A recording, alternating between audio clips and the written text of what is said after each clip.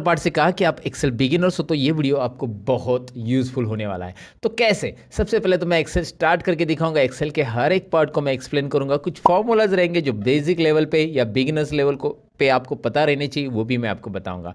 चलिए सबसे पहले हम यहाँ पे एक्सेल स्टार्ट करते हैं। सबसे पहले करना क्या है, यहाँ पे आपको रन कमांड लेना है। आप रन कमांड से स्टार्ट कर सकते हैं। आप सर्च बॉक्स में डायरेक्टली एक्सेल टाइप करेंगे तो भी चलेगा। रन कमांड लेने के लिए आपको स्टार्ट और आर बटन प्रेस करना है, यानी विंडो की प्लस आर। विंडो की प्लस आर स्क्रीन पे मैं आपको दिखा रहा हूँ, और उसके बाद आपको यहाँ पे एक्सेल टाइप करना है। एंड एक्सेल जैसे आप टाइप करोगे, एंटर करोगे, एक्सेल शुरू हो जाएगा दोस्तों। तो जैसे एक्सेल शुरू करूंगा आपके सामने ये स्क्रीन का लेआउट आ जाएगा। इस तरह की स्क्रीन आ जाएगी। अगर आपका एक्सेल 2013 है, 16 है और 10 है तो थोड़ा बहुत चेंजेस रहेगा उसमें, लेकिन यहाँ पे 13 और 16 क्योंकि एक्सेल के अलग अलग वर्जन है। जो भी वर्जन आप यूज़ करते होगे, डोंट वरी, जो मैं टिप्स या ट्रिक्स एक्सेल की बेसिक बिगिनर लेवल की बताने वाला हूँ वो सभी वर्जन में आपको यूज़फुल रहेगी। इसीलिए मैं कौन सा वर्जन यूज़ करता हूँ इससे कोई फ़र्क नहीं पड़ने वाला। आप कौन सा वर्जन यूज़ करें इससे भी कोई फ़र्क नहीं पड़ने वाला। बस आपको एक्सेल के अंदर जितनी भी चीज़ें मैं यहाँ पे पढ़ाने वाला हूँ वो उस वर्जन में काम आएगी, और नहीं आ रही है, उस वर्जन में नहीं दिखाई दे रही है, तो मैं आपको बताऊंगा कि वो चीज़ें उस वर्जन में नहीं है, कौन सी है। ऐसी कुछ चीज़ें हैं जो कि पुराने वर्जन में नहीं है, लेकिन मैं आपको बताऊंगा। फिलहाल तो आपको यहाँ पे बताओ कि स्क्रीन में आपको लेफ्ट साइड में जो रिसेंट फाइल दिखाई दे रही है, ये मैंने बनाई हुई फाइल है। जैसे मैं अलग अलग एक्सेल के डेटा पे काम करता हूँ तो उसमें जितनी भी फाइल मैं सेव करता हूँ वो यहाँ पे आ जाती है रिसेंट फाइल के अंदर। राइट, रिसेंट फाइल का बॉक्स आपको दिखाई दे रहा है।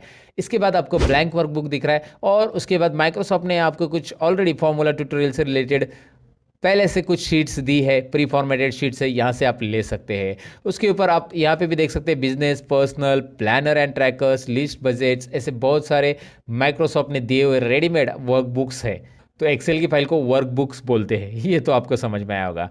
और यहाँ पे आपको दिख रहा है ब्लैंक वर्कबुक। सबसे पहले मैं यहाँ पे ब्लैंक वर्कबुक ही लेना चाहूँगा, क्योंकि ब्लैंक वर्कबुक से हमारा इंट्रोडक्शन शुरू होगा ना दोस्तों। अब यहाँ पे आपको ये स्क्रीन जो दिखाई दे रही है, ये एक्सेल का लेआउट है। एक्सेल की स्क्रीन ऐसी रहेगी, और एक्सेल के अंदर अभी डिटेल में जान लेते हैं कि क्या क्या किसको बोलते हैं। सबसे पहले तो मैं आपको यहाँ पे बताऊं कि ऊपर जो दिखाई दे रहा है home, insert, page layout, formulas, data, review, view, मेरे पास कुछ और एक्स्ट्रा भी टैब है। ये कैसा है मैं आपको बताने वाला हूँ, वैसे भी don't worry about it. But ये जो है इसे टैब बोलते हैं। टैब होम के अंदर क्लिक किया तो मैंने यहाँ पे ढेर सारे ऑप्शंस आपको मिलेंगे, और ये होता है एक्सेल का रिबन दोस्तों। रिबन नाम याद रखिएगा, मैं नीचे आपको टेक्स्ट में भी दिखा रहा हूँ, रिबन। ओके, सो इस रिबन के अंदर आपको यहाँ पे दिखाई दे रहा है क्लिपबोर्ड। क्लिपबोर्ड ग्रुप है, उसके बाद फॉन्ट ग्रुप है, उसके बाद अलाइनमेंट ग्रुप है। ये ग्रुप होते हैं। नंबर ग्रुप है, स्टाइल्स ग्रुप है, सेल्स ग्रुप है, एडिटिंग ग्रुप्स है। ये अलग अलग ग्रुप्स है। इस ग्रुप के बारे में भी हम जानेंगे, कैसे इसके अंदर के ऑप्शंस हम ऑपरेट करेंगे। आपको किसी ने बोला कि होम टैब में अलाइनमेंट ग्रुप है और उसके अंदर मर्ज एंड सेंटर है, तो home tab, alignment group and merge and centre. समझ में आपको ये ग्रुप का काम क्या होता है? मतलब ये ग्रुप वाइज कुछ ऑप्शंस डिवाइड हो चुके हैं, इसके लिए यहाँ पे एक ग्रुप दिए हैं, तो आपको इजी हो जाता है उस ऑप्शन को फाइंड आउट करने के लिए। जैसे आपको बोला कि कंडीशनल फॉर्मेटिंग ये स्टाइल्स में अवेलेबल है होम टैब के अंदर, तो स्टाइल्स ग्रुप आपको होम टैब में ढूंढना है। होम टैब यहाँ पे है, स्टाइल्स ग्रुप यहाँ पे मिल रहा है आपको, और उसके ऊपर कंडीशनल फॉर्मेटिंग यहाँ पे आपको दिखाई दे रहा है। ये भी हम सीखने वाले हैं दोस्तों, डोंट वरी अबाउट इट। सो ये एक वीडियो ऐसा मैं बना रहा हूँ जिसमें आपको बिगिनर्स लेवल में जो जानकारी होनी चाहिए एक्सेल की वो पूरी यहाँ पे रहेगी, इसीलिए बने रहिएगा। बस ये तो बताना था मुझे दोबारा, इसीलिए बता दिया। फिलहाल तो मैं आपको यहाँ पे बताऊँ कि यहाँ पे इसके बाद यहाँ पे होम टैब से लेकर ये टैब हो गया, हर एक टैब के अपने अपने ग्रुप्स है और अपने अपने ऑप्शंस है। मतलब यहाँ पे आप देख सकते हैं, इंसर्ट पे क्लिक किया तो tables group, illustration group, add-ins group, charts group and ढेर सारे और भी ग्रुप्स है। फिलहाल मैं पढ़ने रहा हूँ। वैसे पेज लेआउट है, वैसे फॉर्मूलाज है, डेटा, रिव्यू एंड व्यू है। अब मैं आपको क्या बता रहा हूँ, आगे ज़रा ध्यान दीजिए। अभी क्या है आगे, ये है नेम बॉक्स। अब ये नेम बॉक्स की जानकारी हम आपको डिटेल में देने वाले। इसका नाम याद रखिए, नेम बॉक्स, और जिस सेल में हम क्लिक करेंगे उसका वो नाम बता रहा है, ये भी आपको यहाँ पे समझ में आ जाएगा। जैसे मैं इस बॉक्स में क्लिक कर रहा हूँ, इस बॉक्स को वैसे सेल बोलते हैं एक्सेल में। ये बॉक्स जो है इसे सेल बोला जाता है, CELL, राइट। तो ऑलवेज रिमेंबर दोस्तों, ये सेल जो होता है इसका एक एड्रेस होता है। जैसे यहाँ पे आप देख पाएंगे कि आई कॉलम और रो नंबर 11, इस सेल में मैंने क्लिक किया था, आई यहाँ पे क्लिक किया था, सॉरी, I11, तो I11 यहाँ पे दिखाई दे रहा है आपको नेम बॉक्स के अंदर। अब मैं यहाँ पे क्लिक कर रहा हूँ, A3 दिखाई दे रहा है, इसका नाम क्या है, B3, इसका नाम C3, इसका नाम D3, आप समझ गए होंगे। अब इसमें नेम बॉक्स क्या काम करता है, सेल का नाम दिखाता है और भी बहुत सारे काम करता है नेम बॉक्स, आपको आगे पता चल जाएगा।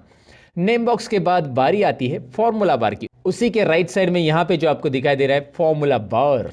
ओके, यहाँ पे ये जो बार है, यानी कि ये वो बार नहीं है जहाँ पे लोग बार बार जाते हैं, ये फॉर्मूला वाला बार है जहाँ पे हमें फॉर्मूला दिखाई देगा दोस्तों, राइट। अब इसमें फॉर्मूला कैसे दिखाई देगा मैं आपको यहाँ पे एक छोटा सा एग्जांपल बताता हूँ। कोई भी सेल के अंदर क्लिक कीजिए, जैसे मैंने यहाँ पे E5 पे क्लिक किया है और इसके अंदर मैं कुछ लिखूंगा। अब मैं यहाँ पे एक बात बताना चाहूँगा कि यार ये आपको जूमिंग में मुझे बार बार जूम करना पड़ रहा है, तो इस बॉक्स की साइज़ में बढ़ाना चाहता हूँ, मतलब ओवरऑल ये जो बॉक्सेस है उनकी सबकी साइज़ एक साथ बढ़ानी है, तो जूम मैं कर सकता हूँ एक्सेल के अंदर। उसके लिए शॉर्टकट की है Alt+V+Z।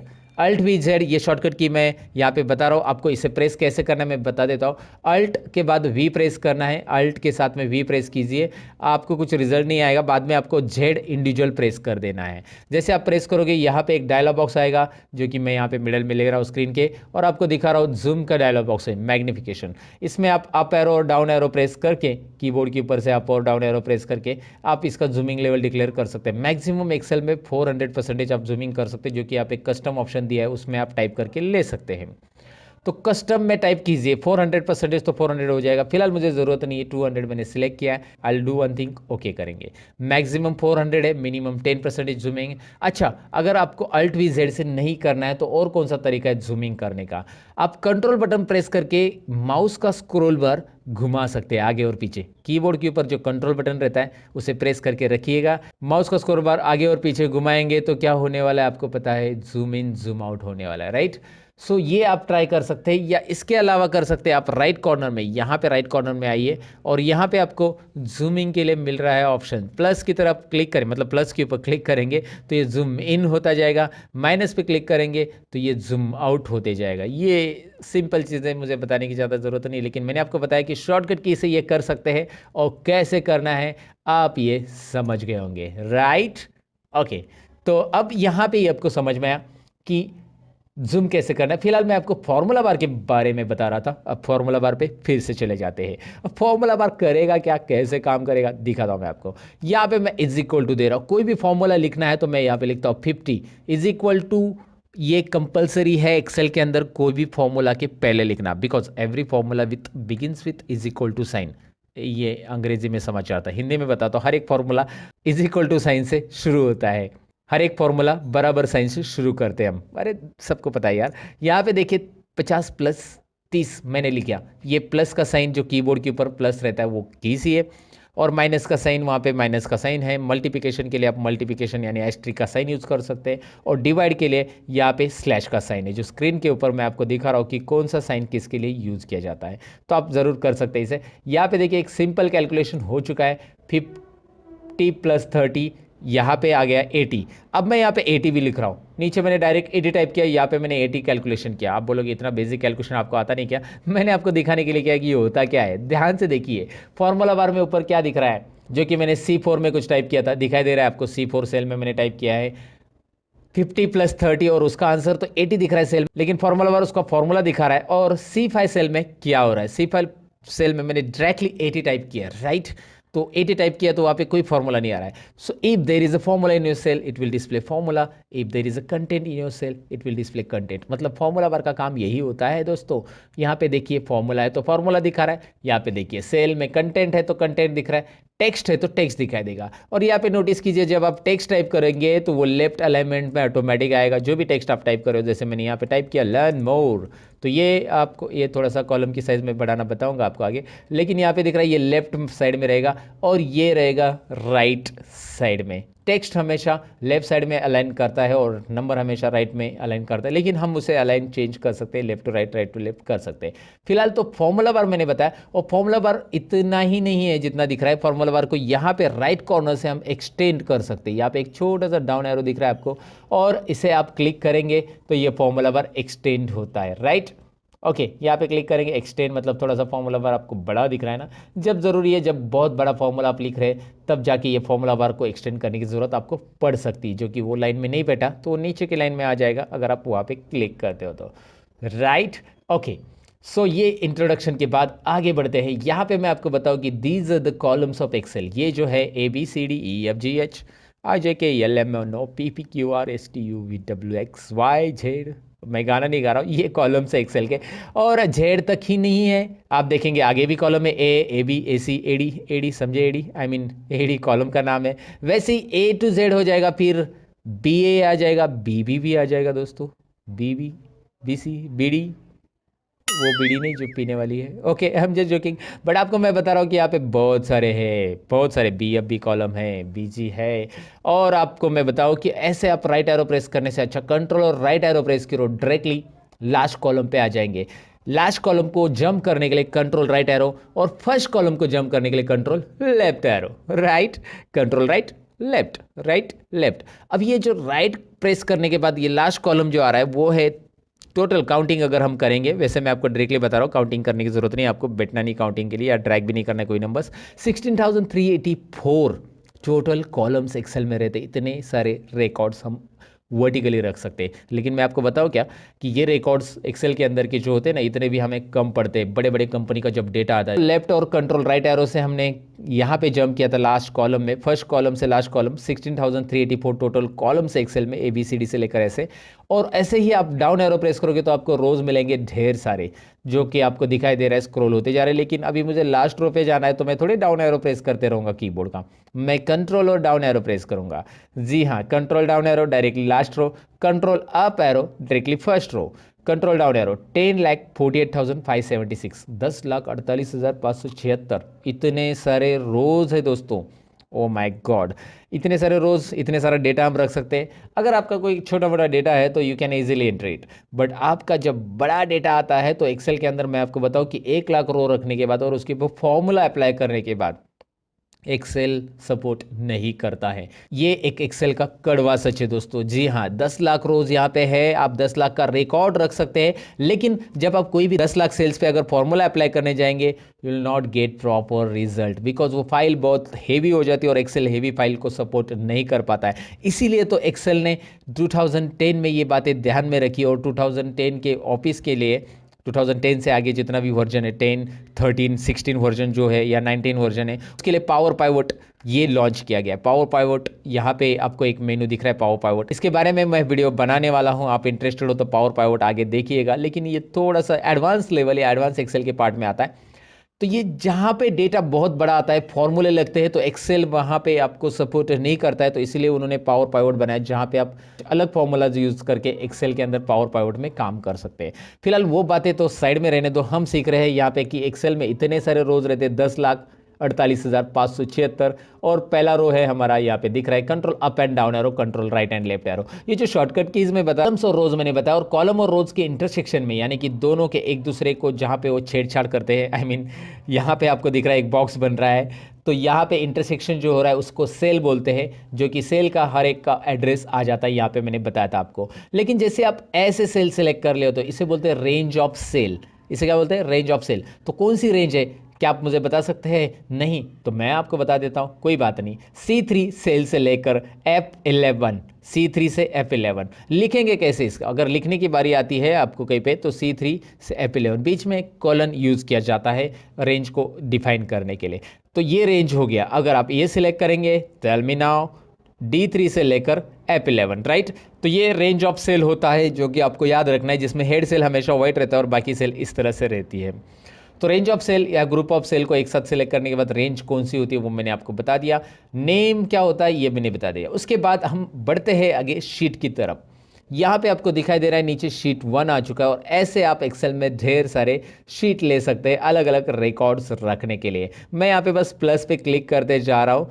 वैसे मैं शॉर्टकट की भी बता देता हूँ, शिफ्ट और F11, शिफ्ट और F11 करेंगे तो शीट इंसर्ट होगी। लेकिन जब आप कीबोर्ड से, मतलब शॉर्टकट की से शीट इंसर्ट करते हैं, देखिए मैं शिफ्ट F11 कर रहा हूँ तो वो लेफ्ट साइड में इंसर्ट होगी, वो यहाँ पे लेफ्ट साइड में इंसर्ट हो रही है, दिखाई दे रहा है आपको? शीट शिफ्ट प्लस F11 करने से क्या होगा, शीट लेफ्ट साइड में इंसर्ट हो रही है। और अगर यहाँ पे प्लस पे क्लिक करके आप इंसर्ट करते हो तो वो राइट में इंसर्ट हो रही है, राइट? ओके, समझ में आपको? वो शीट को आप ऐसे अरेंज कर सकते हैं। वैसे ये 7 नंबर को यहाँ पे ड्रॉप करना है, 8 नंबर को यहाँ पे ड्रैग एंड ड्रॉप करना है, बस माउस का बटन क्लिक करके रखिए, ड्रैग एंड ड्रॉप, राइट? ये ऑर्डर में आ चुका है। कोई भी शीट कहीं पे भी आप रख सकते हैं। ये शीट्स आप यहाँ पे बहुत सारी इंसर्ट कर सकते हैं, लेकिन डिपेंड आपके डेटा कितने हैं। आपके 12 महीने का डेटा है तो 12 शीट इंसर्ट करो। आपके पास बहुत सारा अलग अलग शीट्स का रिकॉर्ड है तो वहाँ पे अलग अलग शीट्स बना के अलग अलग रिकॉर्ड रख सकते हैं। जैसे हर एक शीट के अंदर उतने रोज और उतने कॉलम आपको मिलने वाले जितने कि पहले शीट में है। और यहाँ पे शीट से रिलेटेड कुछ और टिप्स एंड ट्रिक्स है जो आगे मैं आपके साथ शेयर करूंगा। लेकिन शीट को डिलीट कैसे करना है और रीनेम कैसे करना है ये चीज़ें बता के जाऊंगा। यहाँ पे कुछ बेसिक चीज़ें शीट से रिलेटेड देखते हैं। जैसे इस शीट में कुछ नाम देना है तो आप यहाँ पे राइट क्लिक कीजिए इस शीट के ऊपर और रीनेम ऑप्शन। इससे होगा क्या, इस शीट को आप कस्टमाइज नेम दे सकते हैं। और मैंने यहाँ पे लिया स्टूडेंट डेटा। जब भी मैं शीट का नाम दूंगा तो मेरा रिकमेंडेशन आपको ये रहेगा कि यहाँ पे अंडरस्कोर साइन ऐड कीजिए, स्पेस ना दीजिए। स्पेस भी दे सकते हैं आप, स्पेस से भी नाम ऐड होता है, कोई इशू नहीं है। बट मेरा रिकमेंडेशन इसलिए रहेगा क्योंकि आगे जाकर एक्सेल जब एडवांस आप सीखोगे तो आपको ये नाम देने की अगर आदत है तो इस नाम का बेनिफिट ये होता है कि जब आप प्रोग्रामिंग में इस शीट का नाम यूज़ करना चाहते हो तो कर सकते हैं, एक्सेल की वीवीए कोडिंग में वगैरह। तो इसलिए मैं आपको थोड़ा सा ऐसा प्रिपेयर करूंगा कि भाई आप थोड़े से एडवांस भी जानते हो एक्सेल के अंदर कि एक्सेल के अंदर शीट को नाम कैसे देना है। फिलहाल यहाँ पे मैंने स्पेलिंग मिस्टेक कर दी है, ओके उसको मैंने करेक्ट कर दिया। ओके स्टूडेंट डेटा, ऐसे शीट को आप राइट क्लिक करके रीनेम कर सकते हैं। नहीं चाहिए तो शीट को यहाँ से आप डिलीट कर सकते हैं, या वो ऊपर इंसर्ट है इंसर्ट भी कर सकते हैं शीट को।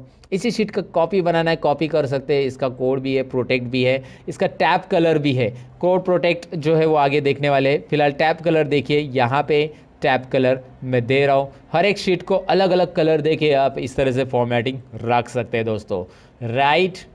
सो ये तो चीज़ें आपको समझ में आई कि शीट कैसे इंसर्ट करते हैं, डिलीट कैसे करना है। लेकिन एक बात मैं यहाँ पे बताना चाहूँगा, शीट के अंदर मैंने कुछ कंटेंट लिखे हैं and after that I am going to delete this sheet. Right now I am going to delete, so it will show you one message. एक शीट का मैसेज आ रहा है, Microsoft Excel will permanently delete this sheet, do you want to continue. ये Excel क्या कर रहा है, पूरी की पूरी शीट परमानेंटली डिलीट कर रहा है। अगर आप इसे डिलीट करते हो तो आपको डेटा मिलने वाला नहीं है।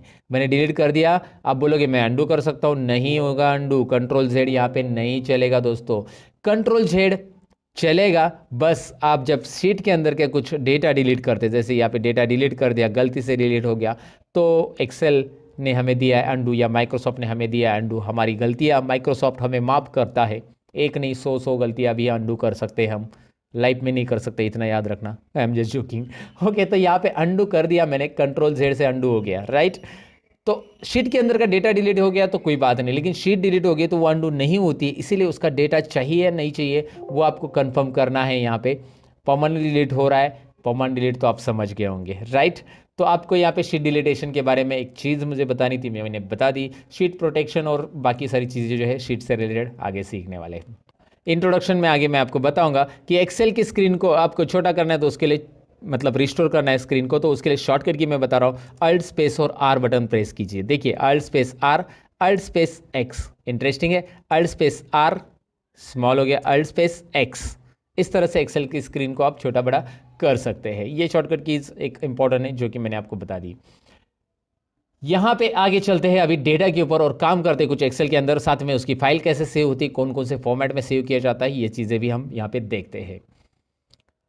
तो इंट्रोडक्शन के बाद अब नेक्स्ट पार्ट की तरफ बढ़ते हैं जिसमें डेटा टाइपिंग कैसे करना है यहाँ पे देखेंगे। एक्सेल के अंदर डेटा एंट्री होता है, ये आपने सुना ही होगा, लेकिन डेटा एंट्री कैसे करना है आपके सबके मन में ये क्वेश्चन रहेगा। तो सबसे पहले तो मैं क्या करता हूँ, इस वर्कबुक ये दिख रहा है बुक 1 आ चुका है, इसको मुझे अभी क्लोज करना है, मुझे नया बुक लेना है, तो मैं कंट्रोल W करूँगा, कंट्रोल W क्लोज बुक। ये जो है एक्सेल वर्कबुक नहीं क्लोज होगा, जो हमारा ओपन बुक है, ओपन फाइल है एक्सेल की, वो क्लोज होगी। So do you want to save it, हमें सेव नहीं करना है, डोंट सेव पे मैं क्लिक करता हूँ।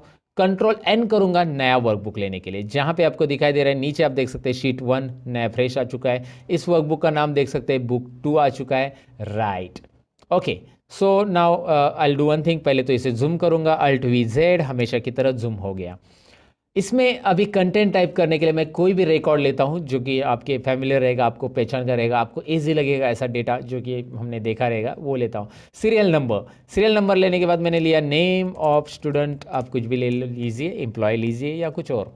तो यहाँ पे देखिए बी और सी कॉलम के अंदर, यहाँ पे आपको दिखाई दे रहा है कि बी कॉलम के अंदर के कंटेंट सी में जा चुके हैं। ऐसा होना चाहिए क्या? नहीं, बी ने सी की जगह भी ले लिए, नहीं बी ने बी की जगह लेनी चाहिए, तो बी को जगह थोड़ी सी बड़ी चाहिए। इसके लिए हम करेंगे क्या, यहाँ पे बी और सी कॉलम के बीच में माउस लेके आएंगे, बी और सी कॉलम के बीच में जब हम माउस लाएंगे you will find out arrow, दिखाई दे रहा है ना। इससे क्या होगा, इससे आप ड्रैग कीजिए क्लिक करके, माउस से साइज बढ़ेगी, या फिर आप डबल क्लिक कीजिए, देखिए डबल क्लिक किया तो भी चलेगा, या ड्रैग करेंगे तो भी चलेगा। इट्स अप टू यू कि आपको क्या करना है, यहाँ पे कैसे करना है। डबल क्लिक करने और ड्रैग करने में फ़र्क क्या होता है, ड्रैग करने में आप एक्स्ट्रा साइज भी बढ़ा सकते हैं, लेकिन डबल क्लिक जब आप करते हो तो जितने कंटेंट की साइज है उतनी ही हो जाती है। अच्छा, इसके लिए कीबोर्ड का शॉर्टकट की भी है, मैं आपको बताऊंगा आगे। चलिए आगे देखेंगे कीबोर्ड से कैसे होगा वो भी।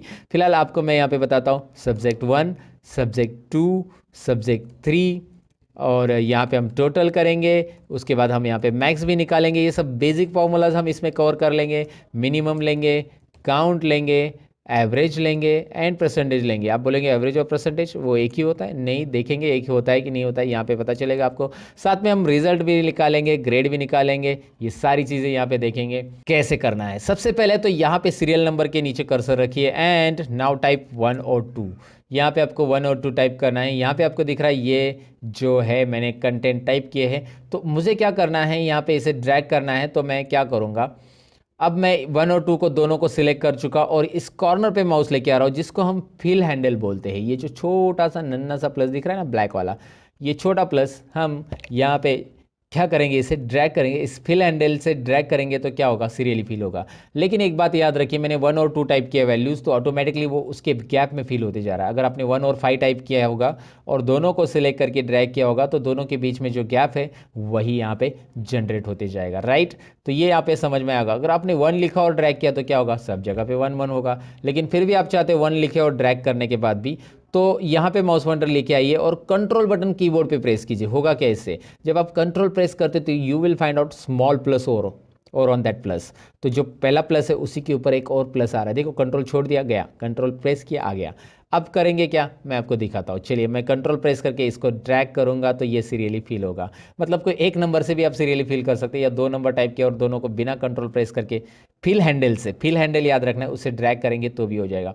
अच्छा, यहाँ पे भी ऑप्शन है, आपने गलती से इसे फिल सीरीज किया और आपको कॉपी सेल्स चाहिए, तो यहाँ पे ऑप्शन है copy cells, fill formatting only, fill without formatting, flash fill, ये सारी चीज़ें आती है, ये आगे के है। लेकिन कॉपी सेल से क्या होगा, देखिए यहाँ पे फिलहाल मैं कंट्रोल जेड करता हूँ और दोबारा यहाँ पे मैं ड्रैग करूँगा कंट्रोल बटन प्रेस करके, और मैं यहाँ पे लगभग 5 स्टूडेंट ही लेता हूँ आपको एक एग्जाम्पल रिपोर्ट दिखाने के लिए। और यहाँ पे कॉपी सेल हो गया अभी, क्योंकि मैंने कंट्रोल छोड़ दिया, तो फिल सीरीज भी कर सकते हैं आप यहाँ से, राइट। तो ये छोटे छोटे ऑप्शन जो होते हैं ये बिगिनर्स लेवल के लिए बहुत इंपॉर्टेंट होते हैं, और मैं ये समझता हूँ कि आपको एक्सेल कुछ भी नहीं आता है, इसलिए ये सारी चीज़ें एक्सप्लेन कर रहा हूँ मैं, ईच एंड एवरी पॉइंट को डिटेल में एक्सप्लेन करूँगा दोस्तों। ओके, तो यहाँ पे मैं कंटेंट टाइप करूँगा, जैसे कि मैंने नाम लिए ABCD। Okay, it's up to you, कौन से भी नाम ले सकते हैं। एक बात ध्यान दीजिए, इस कॉलम की साइज़ देखिए कितनी बड़ी है। मैं इस कॉलम को डबल क्लिक करूँगा तो ऐसे छोटा हो जाएगा, इस कॉलम के ऊपर डबल क्लिक करूँगा तो ऐसा छोटा हो जाएगा। तो ऐसे हर एक कॉलम को करना पड़ेगा मुझे, राइट। इससे अच्छा मैं क्या करूँगा, ए से लेकर सब कुछ कॉलम को एक साथ सब कुछ ऐसे ड्रैग करूँगा, सभी कॉलम को ऐसे सेलेक्ट करूँगा जिसमें कंटेंट है। कैसे ड्रैग करना है, देखिए ए के ऊपर माउस पॉइंटर लाया, माउस का लेफ्ट बटन क्लिक करके रखा एंड ड्रैग किया एन तक, राइट, एन तक ड्रैग किया लेफ्ट बटन क्लिक करके। अब कहीं पे भी एक जॉइंट पे मतलब माउस पॉइंटर लेके आइए, कहीं पे भी आप एक जॉइंट पे लेके आइए माउस पॉइंटर, यहाँ पे देख सकते हैं, और इसके ऊपर डबल क्लिक कीजिए, सभी कॉलम की साइज एक साथ एडजस्ट हो गई, है ना इंटरेस्टिंग। आप ऐसे भी कर सकते हैं। अच्छा, दूसरा तरीका क्या है, कीबोर्ड से कंट्रोल ए बटन प्रेस कीजिए, सिलेक्ट हो जाएगा, जितना भी डेटा टाइप किया वो सिलेक्ट हो गया। अब आपको प्रेस करना है कीबोर्ड पे एक शॉर्टकट की, वो है अल्ट प्रेस कीजिए, वो है अल्ट प्रेस कीजिएगा, उसके बाद एच प्रेस कीजिएगा, उसके बाद ओ, और उसके बाद आई। देखिए मैंने उसके बाद बोला है, यानी कि अल्ट के साथ ये सारी चीज़ें प्रेस करके नहीं रखनी है। अल्ट प्रेस करके छोड़ देना है, एच प्रेस करके छोड़ देना है, ओ प्रेस करके छोड़ देना है, और आई प्रेस करना है। दोबारा देखिए, अल्ट एच ओ आई, राइट। तो ये होता क्या है मैं आपको बता देता हूँ, यहाँ पे ही पहले ही बता देता हूँ कि होता क्या है। जैसे आप अल्ट प्रेस करते हो तो यहाँ पे ऊपर दिखाई दे रहा है कि कौन से टैब के लिए कौन सी शॉर्टकट की बनी है। अल्ट प्रेस करते ही वो सारी शॉर्टकट कीज़ यहाँ पे दिखाई देती हैं। अच्छा, हमें होम टैब में जाना है तो मैं एच प्रेस करता हूँ। चलिए मैं एच प्रेस करता हूँ तो होम टैब के सारे ऑप्शन यहाँ पे दिखाई देंगे। फिर होम टैब में ऐसा कौन सा ऑप्शन है जो हमारे कॉलम को ऑटो फिट करता है, वो है फॉर्मेट के अंदर। यहाँ पे फॉर्मेट जो दिखाई दे रहा है राइट साइड में, उसके अंदर वो है। तो ओ है फॉर्मेट के लिए, तो मैंने ओ प्रेस किया और ओ के अंदर आपको यहाँ पे दिखाई दे रहा है ऑटो फिट कॉलम विड्थ, जो ऑप्शन दिखाई दे रहा है ना, उसके लिए आपको आई प्रेस करना है। वैसे आपको रो करना है या बाकी सारी चीज़ों के लिए भी दिया है, फिलहाल तो हमें आई प्रेस करना है यहाँ पे। तो अल्ट एच ओ आई करेंगे तो ये ऑटोमेटिक हो जाता है। तो याद रखिए अल्ट का जो कीज़ है या कॉम्बिनेशन है, ये आपको बहुत यूज़फुल होगा। अल्ट प्रेस करके छोड़ देना है, फिर एच और उसके अंदर होम टैब के अंदर के ऑप्शन, ऐसे आप ऑपरेट कर सकते हैं। ऐसे ढेर सारी शॉर्टकट की बना के आप प्रैक्टिस कर सकते हैं। इसे ज़रूर ट्राई कीजिएगा दोस्तों। अब यहाँ पे लगभग हमने टाइप कर लिया हमारा डेटा एंट्री करने के लिए आपको टाइप कैसे करना है मैंने आपको बताया। डेटा एंट्री की टिप्स भी इसमें मैं आपको बताऊंगा। सबसे पहली टिप्स देखिए डेटा एंट्री में, यहाँ पे ही मुझे डेटा फिल करना है सब्जेक्ट 1 2 3 में, राइट। और आपको पता है कि इसके बाद ये खत्म होने के बाद यहाँ पे टाइप करना है, यहाँ पे टाइप करना है। तो इससे अच्छा इन तीनों को सिलेक्ट कीजिए। जितने भी डेटा पे आपको कुछ भी टाइप करना रहता है उसको आपको सिलेक्ट करना बहुत ज़रूरी है। जब आप सिलेक्ट करोगे तो उसका बेनिफिट क्या होगा, चलिए मैं आपको दिखाता हूँ। यहाँ पे कोई नंबर मैं टाइप करूँगा तो ये नंबर टाइप करने के बाद कर्सर ऑटोमेटिकली नेक्स्ट सेल में चला जा रहा है। आपको नेक्स्ट सेल में जाने की ज़रूरत नहीं है। देखिए दिखाई दे रहा है ना आपको, यहाँ पे बस नंबर न्यूमेरिक कीपैड का एंटर कीजिए, नंबर टाइप कीजिए और न्यूमेरिक कीपैड पे जो एंटर बटन है वो प्रेस कीजिए। ऑटोमेटिकली कर्सर आपका नेक्स्ट यहाँ पे आ चुका है। तो यहाँ पे आपने एक बॉक्स सेलेक्ट करने के बाद उस बॉक्स के अंदर आप इस तरह से सिलेक्शन आपका रहेगा। बस आपको यहाँ पे नंबर टाइप करके एंटर करना है। फास्ट डेटा एंटर करने के लिए ट्रिक्स या डेटा एंट्री के लिए ट्रिक्स ज़रूर आजमाइएगा दोस्तों। अच्छा, अब इसकी टोटल कैसे करते देखिए। यहाँ पे तीनों को सिलेक्ट कर रहा हूँ मैं और तीनों को सिलेक्ट करने के बाद इसका टोटल आता है 142। देखिए इन तीनों को सिलेक्ट करता हूँ, इसका टोटल आता है 118। इन तीनों को सिलेक्ट करो, इसका टोटल आ रहा है 76। मैं इतना फास्ट कैलकुलेशन कैसे कर रहा हूँ, मैं नहीं कर रहा हूँ दोस्तों, एक्सेल खुद कर रहा है। तो जैसे मैं इसे सिलेक्ट कर रहा हूँ, यहाँ पे बॉटम में देखिए मैं यहाँ पे दिखा रहा हूँ आपको, सम और काउंट और एवरेज तीनों भी आ रहा है, राइट। यहाँ पे मैं देख के बता रहा हूँ आपको, मैं खुद कैलकुलेशन नहीं कर रहा हूँ। तो यहाँ पे सिंपल है, आपको करना क्या, इन तीनों को सिलेक्ट, यहाँ पे टोटल आ रही है, लेकिन ये टोटल मुझे यहाँ पे चाहिए। तो आई डू वन थिंग, यहाँ पे दिखाई दे रहा है राइट कॉर्नर में, होम टैब में राइट कॉर्नर में ऑटो सम ऑप्शन दिखाई दे रहा है। इस पर आप क्लिक करेंगे ना डायरेक्टली इस ऑटो सम पे, तो यहाँ पे डायरेक्टली ऑटो सम कर लेगा और उसके अंदर एक प्री डिफाइंड फॉर्मूला आता है जिसको एक्सेल में बोला जाता है फंक्शन। ये है एक्सेल का सम फंक्शन, सबसे पहला फंक्शन हम सीख रहे हैं जिसमें ऑटोमेटिक टोटल करेंगे।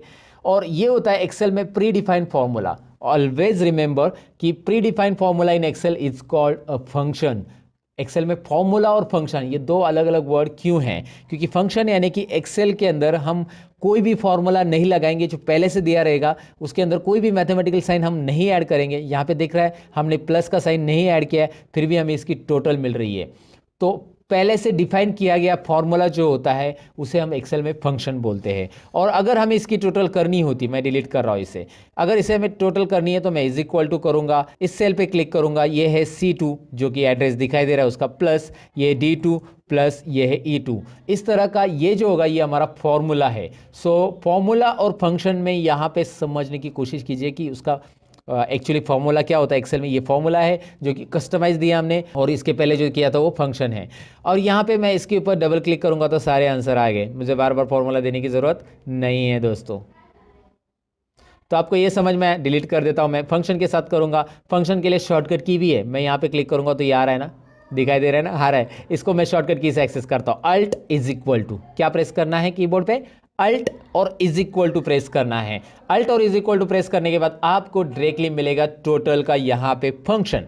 टोटल मतलब सम का function. Okay, some C2 to E2 वो बता रहा है कि C2 से E2 में जितने भी नंबर है वो फंक्शन में ऐड होंगे, वो सम फंक्शन में इंक्लूड होंगे, उतने नंबर्स ऐड होके यहाँ पे रिजल्ट आएगा।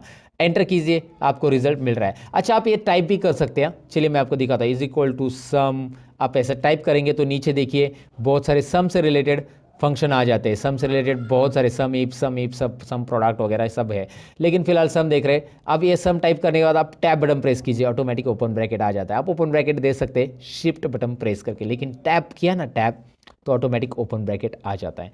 अब करना क्या है, सब्जेक्ट 1 2 3 इन तीनों को सिलेक्ट कीजिए। C2 से E2 मैंने सिलेक्ट किया है, C2 टू E2 ये मैंने सिलेक्ट किया और ब्रैकेट क्लोज कीजिए। एंटर करने के बाद एक्सेल खुद ब्रैकेट क्लोज कर देता है, एक्सेल के पास सेंस है।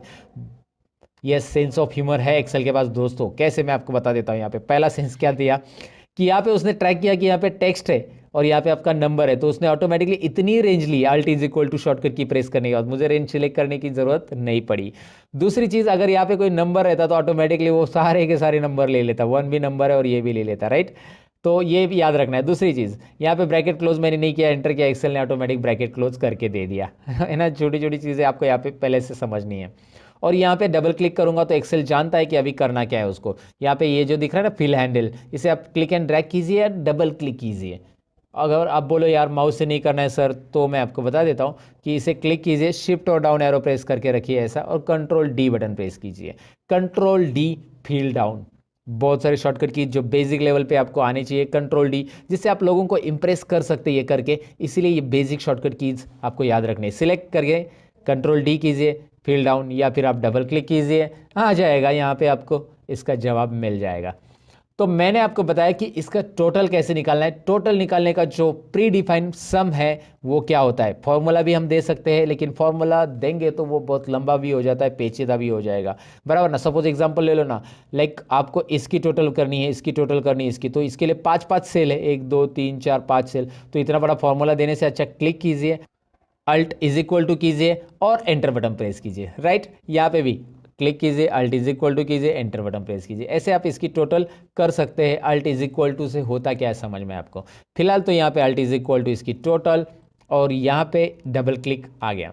मैक्स निकालने के लिए यहाँ पे ऑटो सम के अंदर जो कॉर्नर में, राइट कॉर्नर में आपको दिखाई दे रहा है, इसके अंदर आपको max, mean, count numbers, average और सम तो हमने निकाल लिया। तो अभी मैक्स निकालना है, तो मैं मैक्स पे क्लिक करता हूँ। यहाँ पे उसने क्या कर लिया, बाय डिफॉल्ट लेफ्ट साइड के सभी नंबर ले लिए। देखिए, अब मैंने आपको बताया था एक्सेल में सेंस है। आप बोलोगे यार मुझे तो सब्जेक्ट 1 2 3 इन तीनों में से मैक्सिमम निकालना है, टोटल नहीं लेना है।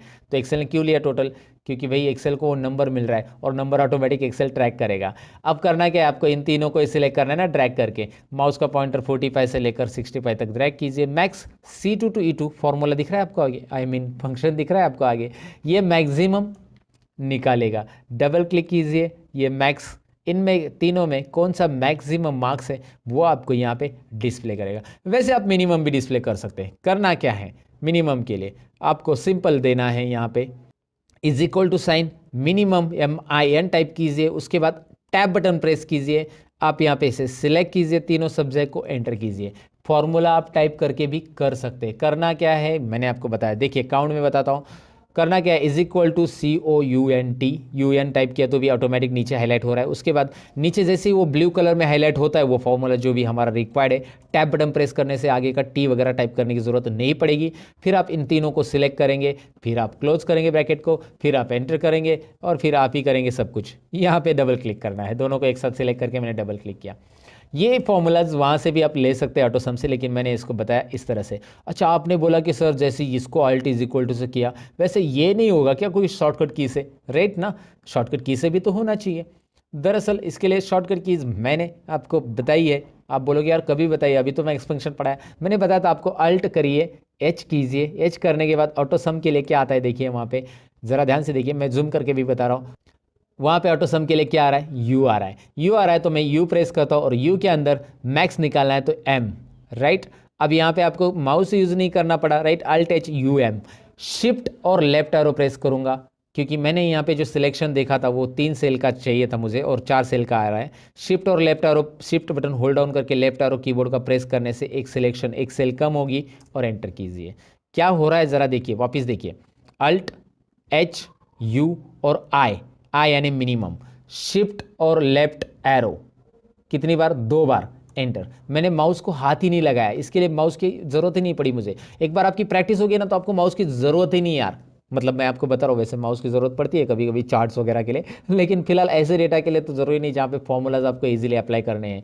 Alt H home tab, U auto sum, और काउंट नंबर्स के लिए है C, राइट। वहाँ पे आप देख सकते हैं राइट साइड में जो छोटा सा बॉक्स आ रहा है, छोटा सा नन्हा सा प्यारा सा बॉक्स में देख सकते हैं, सम के लिए यस था, एवरेज के लिए A है, काउंट के लिए C है, मैक्सिमम के लिए M है, मिनिमम के लिए I है। फिलहाल C प्रेस करते हैं और यहाँ पे 6 सेल सिलेक्ट हो गए, C2 to H2। तो करेंगे क्या, कीबोर्ड से करना है, माउस से तो आप कर सकते हैं, लेकिन कीबोर्ड से करना है तो शिफ्ट लेफ्ट एरो 3 बार, क्योंकि 3 सेल रिमूव करने हैं, एंटर कीजिए।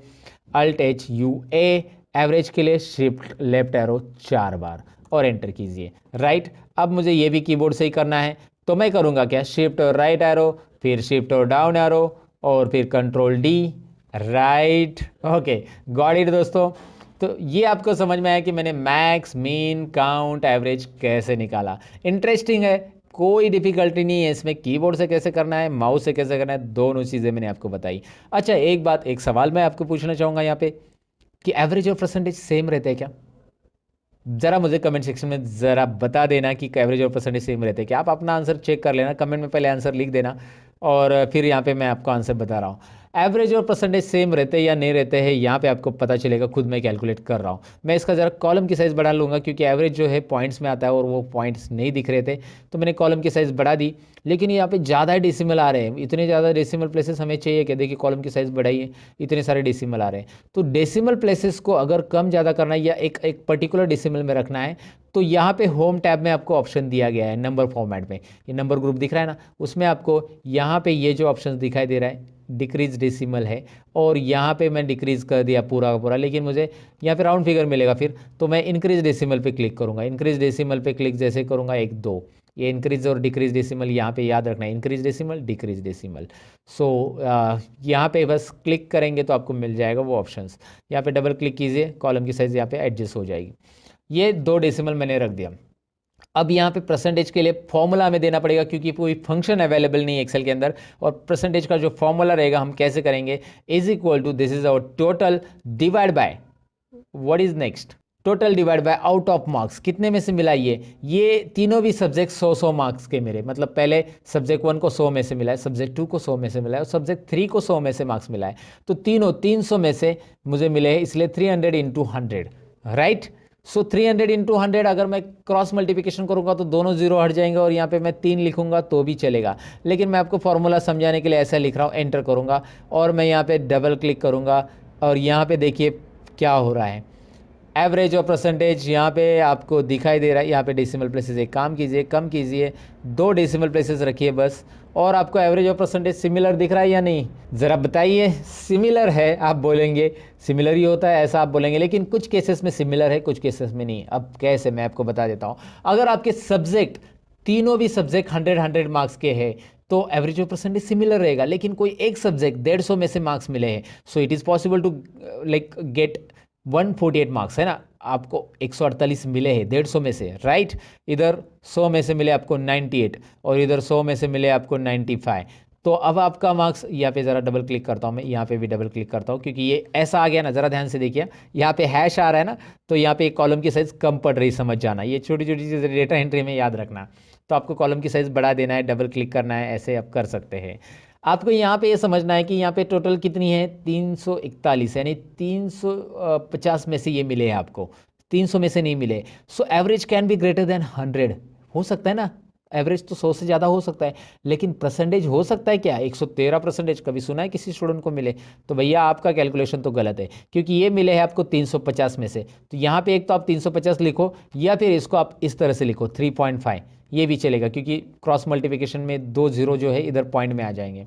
तो ये देखिए आपका जवाब क्या आएगा, इस तरह के आपके परसेंटेज रहेंगे, 97% आपको मिले रहेंगे और एवरेज इस तरह से रहेगा। तो एवरेज और परसेंटेज अलग अलग होगा जब आपके सब्जेक्ट के मार्क्स कुछ अलग ही है, 100 नहीं है, 100 में से है तो एवरेज और परसेंटेज सिमिलर रहेगा। फिलहाल मैं इसे अंडू कर देता हूँ सारी चीज़ों को, और मैं आपको ये बताने के लिए ये मैंने सारी चीज़ें या उटपटांग हरकतें की कि एवरेज और परसेंटेज अलग अलग कौन से केसेस में होते हैं। अब आप किसी को भी बता सकते हैं, बहुत सारे लोगों की एक गलत फहमी होती है कि ये दोनों इक्वल रहते हैं, लेकिन कुछ केसेस में ये दोनों सिमिलर या इक्वल हम नहीं कह सकते उसको, राइट। अब रिजल्ट और ग्रेड तो हम निकालने वाले दोस्तों, ये ज़रा ट्रिकी फॉर्मूला, यहाँ पे इफ कंडीशन हम सीखने वाले हैं, और इफ कंडीशन से हम रिजल्ट और ग्रेड कैसे निकालेंगे सीखेंगे। लेकिन उसके पहले कुछ चीज़ें हम यहाँ पे सीख लेंगे। सबसे पहले तो हम कंडीशनल फॉर्मेटिंग सीख लेंगे। अब कंडीशनल फॉर्मेटिंग इनके ऊपर मुझे देनी है, सब्जेक्ट 1 2 3 को मैंने सिलेक्ट किया है। होता क्या है, होम टैब में कंडीशनल फॉर्मेटिंग एक ऑप्शन है।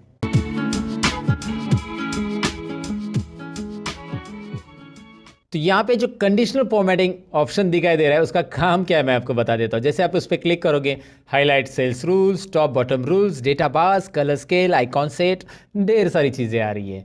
तो यहाँ पे हाईलाइट सेल्स रूल्स हम सीखने वाले हैं। एडवांस कंडीशनल फॉर्मेटिंग भी होता है जो कि मैं आपको आगे बताऊंगा। फिलहाल तो हम बेसिक चीज़ें पहले सीख लेते हैं इजीली। यहाँ पे कुछ हाईलाइट सेल्स रूल्स आपको दिखाई दे रहे हैं जिसमें आपको greater than, less than, between, equal to, text that contains, date occurring and duplicate values, right. अब मैं आपको सबसे पहले बताऊंगा कि कंडीशनल फॉर्मेटिंग करेगा क्या। जो नंबर्स मैंने सिलेक्ट किए हैं उसके ऊपर हम कुछ कंडीशन के अकॉर्डिंग फॉर्मेटिंग देंगे। अब कंडीशन के अकॉर्डिंग फॉर्मेटिंग यानी हमें लेस देन 35 वाले नंबर हाईलाइट करने हैं। वो कौन से कलर में रहते हैं? आपको स्कूल में जब आपको 35 से कम मार्क्स मिलते हैं तो कौन से कलर में लिखते हैं टीचर? कौन से कलर में, ज़रा बताइए? रेड कलर में, एवरीबडी नोज दैट। तो लेस देन पे क्लिक कीजिए और यहाँ पे लेस देन पे क्लिक करने के बाद एक छोटा सा नन्ना सा डायलॉग बॉक्स आ रहा है हमेशा की तरह। और इस डायलॉग बॉक्स में मैं क्या कर रहा हूँ, जो 38 दिख रहा है वहाँ पे मैंने 35 किया है। और 35 करने के बाद आप देख सकते हैं ऑटोमेटिकली 35 से जो भी कम है सब्जेक्ट 1 2 3 में, तीनों में भी 35 से जितने भी कम है वो रेड कलर में बैकग्राउंड के साथ वो हाईलाइट हो रहे। मुझे ये कलर नहीं चाहिए तो मैं यहाँ पे कलर कस्टमाइज कर सकता हूँ। और करने के लिए बस आपको यहाँ पे कस्टमाइज करने के लिए बस आपको यहाँ पे कस्टम फॉर्मेट पे क्लिक करना होगा। नीचे दिखाई दे रहा है कस्टम फॉर्मेट ऑप्शन है, जैसे आप इस ड्रॉप डाउन पे क्लिक कर देते हो। कस्टम फॉर्मेट में हमें यहाँ पे फिल या फिर फॉन्ट जो कलर चाहिए वो चूज कर सकते हैं। मैं फॉन्ट कलर ही देना चाहता हूँ, फॉन्ट में मैंने रेड कलर दे दिया। देखिए फॉन्ट में कलर में यहाँ पे रेड कलर, और ओके कीजिए। अब ओके कीजिए, देखिए क्या हो रहा है, बस 35 के नीचे वाले जो है उसका फॉन्ट कलर रेड हो चुका है। आसान है ना, बहुत बहुत ही आसान है। अब मैं आपको बताऊं कि 35 के ऊपर वाले देने हैं तो conditional formatting, highlight cells rule, और यहाँ पे हाईलाइट सेल्स रूल में ग्रेटर दैन में क्लिक करेंगे। ग्रेटर दैन 35, ग्रेटर दैन 35 को कौन सा कलर देना है आपके ऊपर है। ग्रीन देना है, रेड देना है, कस्टम फॉर्मेट में जाइए और यहाँ से आप ब्लू कलर देना चाहते हैं, जो भी है जो देना है वो दे सकते हैं। लेकिन एक बात यहाँ पे ध्यान दीजिए, मैंने 35 अगर लिखा तो वो तो ब्लैक कलर में आ रहा है ना, 35 ब्लैक कलर में आ रहा है, बाकी सब तो अपने ऑटोमेटिक अपने अपने कलर में आ रहे हैं। तो यहाँ पे मैं करूँगा क्या, कंडीशनल फॉर्मेटिंग में और एक चीज़ है जो कि आपको यहाँ पे देखनी चाहिए, इक्वल टू है, बिटवीन भी है वैसे। इक्वल टू 35 देते पहले, इक्वल टू 35 कौन से कलर में रखना है आपको। चलिए मैं यहाँ पे कस्टम फॉर्मेट में हमेशा की तरह कलर दूसरा लेता हूँ। यहाँ पे मतलब इस तरह मैंने पर्पल ले लिया। जैसे आप मार्क्स चेंज करेंगे वहाँ पे कलर भी चेंज हो जाएगा दोस्तों। यहाँ पे आप देख सकते हैं मैंने इसके मार्क्स चेंज किए, वहाँ पे हो गया उसका पर्पल, यहाँ पे इसको मैंने पास कर दिया, यहाँ पे हो गया उसको ओके। सो गॉट इट, आपको समझ में आया ये कैसे हो रहा है? ओके। अब मुझे यहाँ पे कोई बिटवीन मार्क्स हाईलाइट करने हैं, जैसे मुझे 150 टू 175 के बीच में हाईलाइट करने हैं, तो मैंने इसको सिलेक्ट किया, कंडीशनल फॉर्मेटिंग और बिटवीन पे क्लिक किया। सिंपल है, बिटवीन में 150 टू 170 मैंने दे दिया, तो मैंने दे दिया और जस्ट मैंने कोई भी कलर यहाँ पे सिलेक्ट कर लिया और ओके किया। दिखाई दे रहा है आपको 150 टू 175 के या जो भी आप फॉर्मेट दोगे उसके बीच में यहाँ पे नंबर हाईलाइट हो जाएंगे। कंडीशनल फॉर्मेटिंग में आगे है यहाँ पे टेक्स्ट दैट कंटेंट्स में हम पर्टिकुलर टेक्स्ट में हाईलाइट कर सकते हैं। जैसे मैं आपको एग्जांपल देता हूँ यहाँ पे। चलिए मैं अभी फिलहाल तो पास फेल डायरेक्टली लिख रहा हूँ, लेकिन इसका फॉर्मूला बनता है दोस्तों, और वो तो हम सीखने वाले हैं ना आगे, तो बड़े रहेगा वीडियो के अंदर। इसका फॉर्मूला काफ़ी इंटरेस्टिंग है, ऑटोमेटिक पास फेल आने वाले हैं। फिलहाल तो मैंने पास फेल ऐसा अंदाज लिखा है कि ये पास है ये फेल है। ये मत देखिएगा कौन पास है कौन फेल है, मुझे बस यहाँ पे दिखाना है कि पास वाले जो है वो ग्रीन कलर में रहने चाहिए, फेल वाले जो है रेड कलर में। तो मैं वही करूँगा, यहाँ पे एक कंडीशनल फॉर्मेटिंग में जो ऑप्शन था वो पिक करूँगा, टेक्स्ट दैट कंटेन्स। जिस टेक्स्ट के अंदर पास है उसको मैं ये वाला ग्रीन वाला कलर देना चाहता हूँ। चलिए मैंने यहाँ पे डायरेक्टली प्री डिफाइन जो कलर है ना, green fill with the dark green text, वो दे दिया, राइट। अब मैं क्या करता हूँ, कंडीशनल फॉर्मेटिंग दोबारा उसी को सिलेक्ट रख के आप एक ही सेल्स के ऊपर दो कंडीशंस भी दे सकते हैं, जो कि यहाँ पे मैं आपको दिखा रहा हूँ। फेल, यहाँ पे आपको फेल लिखना है और फेल के अंदर ये कलर देना है और ओके कीजिए। अब आप देख सकते हैं पास और फेल को कैसे कलर आ रहा है। मैंने एक टेम्पररी आपको बताया सोल्यूशन कैसे करना है। उसके अलावा यहाँ पे अगर मैं आपको बताऊँ कि कोई डेट्स है तो डेट्स के लिए भी आप फॉर्मूला दे सकते हैं। जैसे यहाँ पे कोई डेट्स नहीं है, but I do one thing, यहाँ पे मैं कोई डेट लेता हूँ। जैसे मैं यहाँ पे 22 दिसंबर को रिकॉर्ड कर रहा हूँ, तो मैं यहाँ पे सपोज 2 दिन पहले की डेट लेता हूँ और मैंने यहाँ पे 2 दिन पहले की डेट ले ली है, और उसके बाद इस डेट को मैं ड्रैग करूँगा तो ये सीरियली डेट आ जाएगी, राइट। मैं इतनी डेट दिखा रहा हूँ बस यहाँ पे आपको ये समझाने के लिए। कंडीशनल फॉर्मेटिंग में हाईलाइट सेल्स रूल में डेट ऑकरिंग हमारा नेक्स्ट टॉपिक है। डेट ऑकरिंग में जब हम क्लिक करेंगे, एस्टरडे कल की डेट, आज 22 तारीख है तो कल की डेट 21 तारीख, टुडे है ना, right, tomorrow, in last 7 days, ऐसी बहुत सारी चीज़ें इसमें, ये सेल्स रिपोर्ट वगैरह में बहुत काम आती है। आप अगर हाईलाइट करके रखना चाहते हैं सेल्स को, अगर आप ये फॉर्मूला देके रखेंगे तो ऑटोमेटिकली नेक्स्ट वीक की डेट, दिस वीक की डेट, है ना, ये सब यहाँ पे हाईलाइट होगी। लास्ट वीक की, लास्ट 7 डेज, यहाँ पे तो 7 डेज नहीं, मैंने 2-4 ही डेट ली है। तो ये कंडीशनल फॉर्मेटिंग आप यहाँ पे अप्लाई कर सकते हैं डेट वाइज। फिलहाल मैंने उस पर नहीं किया, लेकिन मैंने आपको बता दिया। अच्छा, दूसरी चीज़ यहाँ पे मैं आपको बताना चाहूँगा कि यहाँ पे नाम है और आप चाहते कि यहाँ पे किसी का भी नाम डुप्लीकेट आए तो वो हाईलाइट हो जाए, या आपने मोबाइल नंबर लिखा रहेगा तो डुप्लीकेट मोबाइल नंबर एंटर करते हैं तो वो हाईलाइट हो जाए। तो डुप्लीकेट वैल्यूज़ आपको पता चले एंटर करने के बाद, तो सबसे पहले इस कॉलम पे पूरे कॉलम को सिलेक्ट कीजिए, क्योंकि पूरे कॉलम में जब आप एंटर करेंगे तो आपको पता चलना चाहिए। तो बी कॉलम पे क्लिक करने के बाद conditional formatting, highlight cells rule, और लास्ट ऑप्शन जो है यहाँ पे देखना है, from this list duplicate values, ये दिखाई दे रहा है, क्लिक कीजिएगा। क्लिक करने के बाद बस यहाँ पे कलर तो ऑटोमेटिक आने वाला है, कलर है, डुप्लीकेट वैल्यूज यहाँ पे रखिए और ओके कीजिए, डुप्लीकेट ही रखना है। और अभी क्या होगा देखिए, मैं आपको बता देता हूँ कि ए अगर हमने डबल लिखा तो क्या हो रहा है। अगर मैं यहाँ पे ऐप लिखता हूँ सो कुछ भी प्रॉब्लम नहीं है, जी लिखता हूँ उसे कुछ प्रॉब्लम नहीं है, लेकिन उस लिस्ट में अगर वो नाम दोबारा आता है, जैसे ये नाम दोबारा आ गया है बी, तो वो हाईलाइट कर रहा है 2 बार है भैया, ये भी 2 बार है, कहाँ पे वो बता रहा है, सी डी भी हाईलाइट कर रहा है राइट। सो डुप्लीकेट वैल्यू हाईलाइट करने के लिए काफ़ी इंटरेस्टिंग है। आपने ए बी सी डी लिखा है, मैंने ये मत समझो कि ए बी सी डी आएगा खाली, मैंने अनिल नाम लिखा, और अगर अनिल नाम पहले से लिखा होगा लिस्ट में, लुक एट हियर, राइट, तो ये भी यहाँ पे हो जाएगा हाईलाइट। इंटरेस्टिंग है, ये सारी चीज़ें आपको समझ में आई होगी कंडीशनल फॉर्मेटिंग करना कैसे है। कंडीशनल फॉर्मेटिंग में यहाँ पे इस मार्क्स को कुछ अलग तरीके से फॉर्मेट करने के लिए मैं यहाँ पे सबसे पहले इसका फॉर्मेटिंग हटाना चाहूँगा। तो मैं कंडीशनल फॉर्मेटिंग में जाता हूँ, क्लियर रूल्स, और यहाँ पे 2 ऑप्शन रहते हैं कि आपको पूरे शीट का रूल क्लियर करना है, मतलब यहाँ पे राइट साइड में पास फेल को लगाया हुआ रूल भी क्रिएट करना है। तो clear rules from entire sheet कीजिए, सबके रूल जाएंगे, जो सिलेक्ट है उनके भी जाएंगे, बाकी के भी जाएंगे, और क्लियर रूल्स फ्रॉम सिलेक्टेड मतलब जो नंबर सिलेक्टेड है उसी के जाएंगे। तो मैं फिलहाल नंबर के गायब करना चाहता हूँ, तो देखिए नंबर के रूल्स गायब हो गए। अब यहाँ पे कंडीशनल फॉर्मेटिंग में आपको मैं बताऊँ कि टॉप बॉटम रूल्स भी है, कि इसमें टॉप 10 आइटम्स अगर आपको हाईलाइट करने तो होंगे, टॉप 1 आइटम्स हाईलाइट करने हैं तो यहाँ पे टॉप 1 दिखाई देगा, क्योंकि 65 ही टॉप 1 है तो सभी के सभी हाईलाइट हो जाएंगे। टॉप 2, 3, 4, 5 में वही आएंगे, 6 में नेक्स्ट आइटम आएगा। तो ये टॉप आइटम्स हाईलाइट करने के लिए वैसे आप यहाँ पे बॉटम और बाकी सब आइटम्स हाईलाइट कर सकते हैं, जो आइटम जो नंबर आप हाईलाइट करना चाहते हो वो हाईलाइट कर सकते हैं। आइटम्स हमारे हिंदी में कुछ अलग तरीके से बोला जाता है या मीनिंग लिया जाता है, लेकिन यहाँ पे आइटम्स मतलब नंबर से हमारे दोस्तों।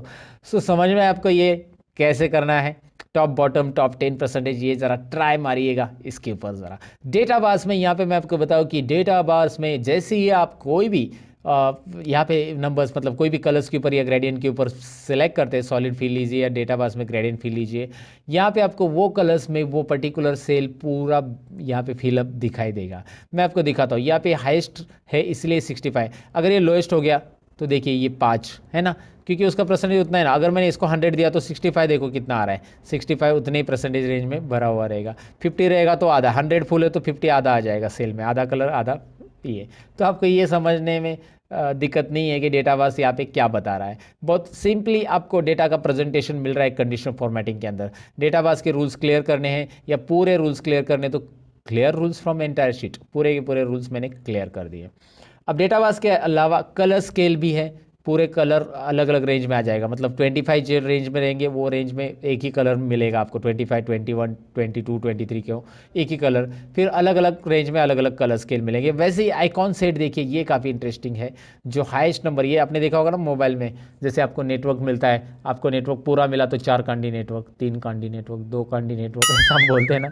सो यहाँ पे वैसे ये कुछ है, नेटवर्क में शो कर रही है, या फिर इसे शो कीजिए या फिर इसे शो कीजिए, जो भी आपको प्रेजेंटेशन में अच्छा या अट्रैक्टिव लग रहा है ये आप दिखा सकते हैं। ये बस मीटिंग के लिए प्रेजेंटेशन के लिए होगा, प्रिंटिंग के लिए वगैरह इसका यूज़ करने की ज़रूरत नहीं है, और ये डेटा में जब प्रेजेंट किया जाता है तभी इसका ज़्यादातर यूज़ किया जाता है। अब आपको लगा कि यार ये मैंने दिखा लेकिन मुझे यही दिखाना है, इसमें नंबर नहीं दिखाने, तो ये भी हम कर सकते हैं। नंबर गायब करने के लिए एक छोटी सी ट्रिक यहाँ पे बता देता हूँ, मैं आपको जल्दी बता देता हूँ। यहाँ पे नंबर फॉर्मेट दिखाई दे रहा है, उसके यहाँ पे क्लिक करना है नंबर फॉर्मेट पे, होम टैब में ये नंबर फॉर्मेट है, उसका जो ऑप्शंस आता है एक्स्ट्रा ऑप्शंस, यहाँ पे फॉर्मेट सेल्स आ जाएगा। इसे लाने के लिए आप Ctrl+1 भी बटन प्रेस कर सकते हैं कीबोर्ड से, Ctrl+1 ये उसकी शॉर्टकट की है। उसके बाद आपको यहाँ पे नीचे कस्टम पे क्लिक करना है दोस्तों, और कस्टम के अंदर यहाँ पे मैं क्या कर रहा हूँ, टाइप जो दिखाई दे रहा है ना, उसमें मैं सेमी कॉलन टाइप करूँगा। बस क्या टाइप करना है, टाइप में सेमी कॉलन टाइप करना है, ओके करना है। नंबर गायब, नंबर है वहाँ पे लेकिन वो नंबर डिस्प्ले नहीं होंगी क्योंकि हमने वहाँ पे कस्टम किया सेमी कॉलन उसे। और यहाँ पे अगर आप 100 लिखते हो, now you will find out number है दिखाई दे रहा, आगे टोटल भी आ चुकी है, नंबर गायब नहीं है। 320 लिखते हो, देखो चार्ट पूरा चेंज हो जाएगा अलग अलग। सो आपको यहाँ पे ये समझ में आया कि वहाँ पे नंबर है लेकिन हमने उसे गायब किया है। कैसे गायब किया वो समझ में आया होगा आपको। मैं अंडू कर देता हूँ फिलहाल इसे, आप वहाँ पे वापिस जाके कस्टम में जनरल लिखेंगे तो आ जाएगा। तो ये नंबर फॉर्मेट कैसे करना है और किस तरह से कंडीशनल फॉर्मेटिंग अप्लाई करनी है आपको समझ में आया होगा। अब यहाँ पे कुछ चीज़ें और जानते हैं, जैसे कि यहाँ पे कंडीशनल फॉर्मेटिंग तो मैंने आपको बता दिया। यहाँ पे एक रो इंसर्ट करना है, कैसे करना है मैं आपको बताता हूँ। कंट्रोल प्लस, कंट्रोल प्लस, ये डेटा एंट्री में याद रखिए कि आपको अगर कोई रो इंसर्ट करना है कोई भी सेल के अंदर तो आप इसे राइट क्लिक करके भी कर सकते हैं। राइट क्लिक इंसर्ट रो, देखिए रो कैसे इंसर्ट करना है, बहुत ही सिंपल है। कोई भी रो ऐड करना है, कॉलम ऐड करना है, सपोज सब्जेक्ट 4 यहाँ पे रह गया, कुछ भी चीज़ें आपको ऐड करनी नहीं, आपको यहाँ पे कॉन्टैक्ट नंबर ऐड करना था तो आपने यहाँ पे करना है राइट क्लिक और इंसर्ट। नया कॉलम ऐड करने के लिए राइट क्लिक इंसर्ट। ये शॉर्टकट की मैं बताता हूँ आपको, कंट्रोल प्लस, कंट्रोल प्लस। देखिए आपको सिलेक्ट कौन सा कॉलम करना है, जिस कॉलम के पहले आपको कॉलम ऐड करना है उसी कॉलम को सिलेक्ट करना है और कंट्रोल प्लस उसके पहले आ जाएगा। अगर आपको ऐप के पहले कॉलम ऐड करना है कंट्रोल प्लस, सिंपल है ना, उस कॉलम को सिलेक्ट करना है। अच्छा, आपने अगर सेल सिलेक्ट किया होगा और कंट्रोल प्लस किया होगा तो क्या होगा, ये डायलॉग बॉक्स आएगा, वो पूछेगा आपको कि सेल इंसर्ट करना है या कॉलम इंसर्ट करना है। फिलहाल तो मुझे एंटायर कॉलम इंसर्ट करना है, राइट। तो आपको यहाँ पे याद रखना है, अगर आपने कॉलम को सिलेक्ट किया है तो डायरेक्ट इंसर्ट होगा, और कॉलम को नहीं सिलेक्ट किया है, सेल को सिलेक्ट किया है, तो आपको ये डायलॉग बॉक्स मिलेगा, वो पूछेगा रो इंसर्ट करना है या कॉलम। तो मैंने रो किया तो और एक रो ऐड हो गया। तो आप ऐसे रो भी ऐड कर सकते हैं, कॉलम भी ऐड कर सकते हैं। और फिलहाल अगर मुझे इस रो को डिलीट करना है, जैसे मैंने इसे अंडू कर दिया अभी, लेकिन दोबारा वाई कंट्रोल वाई करके रिडू किया और मैं इसे डिलीट करना चाहता हूँ, तो मैं इसके ऊपर ऐसा क्लिक करूँगा, इस रो को सिलेक्ट करूँगा और कंट्रोल माइनस करूँगा तो ये पूरा डिलीट हो जाएगा। लेकिन मैंने सिलेक्ट नहीं किया है, कर्सर यहाँ पे कहीं पे भी है, कंट्रोल माइनस किया तो वो पूछेगा कि आपको रो डिलीट करना है या कॉलम डिलीट करना है। तो हम यहाँ पे एंटायर रो सिलेक्ट करेंगे और एंटायर रो सिलेक्ट करके ओके करेंगे। आपको दिखाई दे रहा है रो डिलीट हो गया।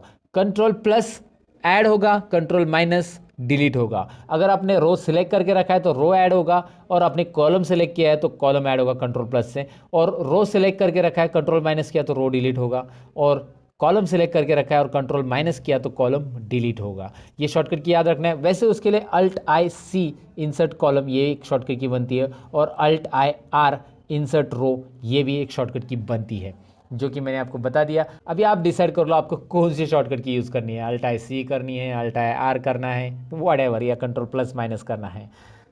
ये तो हमने देख लिया कि रो और कॉलम कैसे इंसर्ट करते हैं। कहीं पे भी आपको 2-4 कॉलम इंसर्ट करने हैं, आपको लगा कि यार यहाँ पे 5 कॉलम इंसर्ट करने, तो उसके आगे के 5 कॉलम सेलेक्ट कीजिए और कंट्रोल प्लस कीजिए, 5 कॉलम आपको मिलने वाले हैं ना। इंटरेस्टिंग, ये डेटा एंट्री के लिए याद रखिए दोस्तों, डेटा एंट्री में ये सारी चीज़ें यूज़ होती है। आपको उतने कॉलम सेलेक्ट करने हैं और कंट्रोल प्लस, उतने कॉलम ऐड होंगे, वो कॉलम आगे शिफ्ट हो जाएंगे। वैसे रो में भी है, आप इसमें 3 रो या 4 रो बीच में इंसर्ट करना चाहते हैं 2 नंबर के पहले, तो 2 से सिलेक्ट करना चालू कीजिए, 2 से सिलेक्ट 4 तक किया, control plus, control Z undo, right. तो यहाँ पे आपको ये सारी चीज़ें समझ में आए कि कंट्रोल प्लस माइनस से कैसे रो इंसर्ट होता है। मैंने दरअसल ये रो इंसर्ट क्यों किया है, मुझे यहाँ पे टाइटल देना है, तो यहाँ पे स्टूडेंट रिकॉर्ड करके ये टाइटल है, तो मैंने स्टूडेंट रिकॉर्ड लिखा है। अब मैं इसे सिलेक्ट करूँगा यहाँ से यहाँ तक, जो कि आपको दिख रहा है। क्यों यहाँ से यहाँ तक सिलेक्ट करूँगा, ए से लेकर एम तक इसलिए सिलेक्ट करना है क्योंकि एम तक मेरा डेटा है, और इतना ही सिलेक्ट करना है, ऐसा पूरा रो नहीं सिलेक्ट करना है। बहुत सारे लोग गलती करते हैं, पूरे रो को सिलेक्ट कर लेते हैं। आपको पूरा रो नहीं करना है, मुझे ए से एम तक सेल तक मतलब ये सिलेक्ट करना है। इससे करूँगा क्या मैं आगे, क्योंकि ये टाइटल मुझे सेंटर में चाहिए, तो मैं यहाँ पे एक ऑप्शन रहता है जो कि होम टैब में होता है, मर्ज एंड सेंटर, इसे यूज़ करूँगा। मर्ज एंड सेंटर, ये डेटा मर्ज एंड सेंटर हो जाएगा। मर्ज एंड सेंटर में आपको दिखाई दे रहा है ये डेटा सेंटर में आ चुका है। अब इसे फॉर्मेटिंग भी हम कर सकते हैं। चलिए सबसे पहले मैं इसको ऐसा सिलेक्ट कर लेता हूँ और सबको ऑल बॉर्डर्स कर देता हूँ। ऑल बॉर्डर्स यहाँ पे आपको मिल जाता है, देखिए बॉर्डर्स बहुत अलग अलग टाइप के हैं, मैंने ऑल बॉर्डर्स किया है फिलहाल।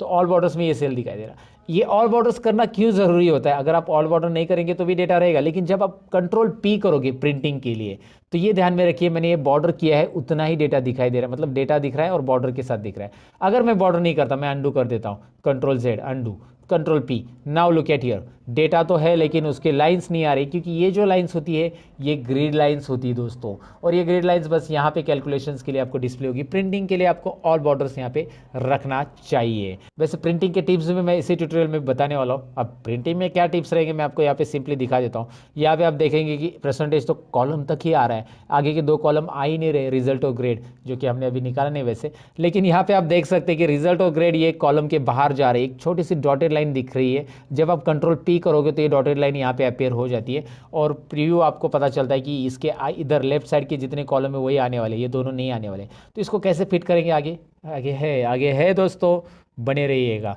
फिलहाल तो आपको यहाँ पे पता चला कि टाइटल कैसे ऐड किया मैंने, और इसको चाहिए तो आप फिल कलर दे सकते हैं, you can fill the colour like this. और या फिर आपको नहीं लगता है कि यार ये फिल कलर एक को क्यों दे दे, तो इसको सिलेक्ट कीजिए, और यहाँ पे आपको स्टाइल्स ऑप्शन मिल रहा है, जहाँ से आप डिफरेंट स्टाइल्स अप्लाई कर सकते हैं सेल के ऊपर। डायरेक्टली यहाँ पे स्टाइल अप्लाई हो रहा है, आप डायरेक्ट जो चाहिए वो स्टाइल अप्लाई कीजिए। लेकिन मैं रिकमेंडेशन करूँगा कि स्टाइल वगैरह अप्लाई करने से आप इसे टेबल में कन्वर्ट कीजिए। टेबल में कन्वर्ट कैसे करना है, तो यहाँ पे स्टाइल्स तो आप अप्लाई कर सकते हैं, लेकिन मैं आपको बताऊं कि इस डेटा को, ये टाइटल छोड़ दो, ये तो हमारा मर्जन सेंटर टाइटल है, इस डेटा को हम टेबल में कन्वर्ट कर सकते हैं। टेबल में कन्वर्ट करने के लिए यहाँ पे आपको 2 ऑप्शंस रहते हैं, एक तो फॉर्मेट एज ए टेबल में से आप टेबल में कन्वर्ट कर सकते हैं, या फिर इंसर्ट में से यहाँ पे आता है टेबल ऑप्शंस।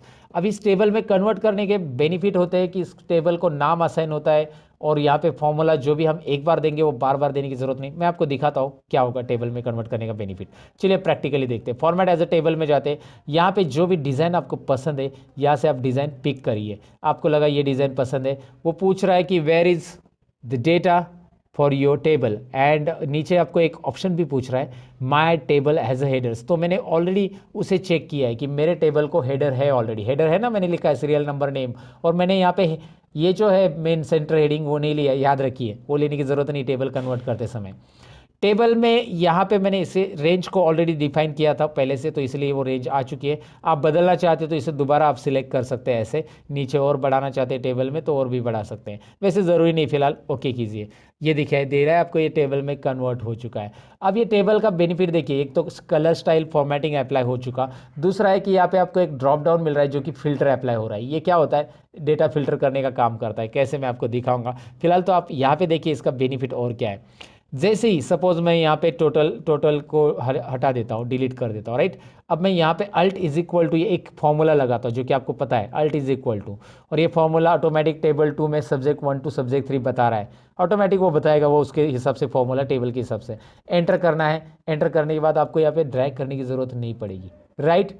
सिंपल है ना, ड्रैग करने की बिल्कुल ज़रूरत नहीं। अच्छा एक और चीज़, आप यहाँ पे 6 नंबर ऐड करोगे ना तो टेबल में ऑटोमेटिक ऐड हो जाएगा वो, और आगे के फॉर्मूलाज जो है ना वो आपको फिर से देने की ज़रूरत नहीं है, यहाँ पे पूरे फॉर्मूलाज ऑटोमेटिक आएंगे। बस आपको टाइप करने हैं उनके मार्क्स, नाम भी टाइप करना है, फिलहाल मैंने नाम नहीं लिया, लेकिन मैं यहाँ पे कुछ मार्क्स टाइप कर देता हूँ। जैसे यहाँ पे मार्क्स टाइप करा तो आगे उसके फॉर्मूलाज बनते आपको दिखाई दे रहा है। ये टेबल का बेनिफिट होता है, डेटा ऑटोमेटिकली यहाँ पे फॉर्मूलाज वगैरह दोबारा देने की ज़रूरत नहीं है। इतना ही नहीं, टेबल के वैसे बहुत सारे बेनिफिट्स हैं।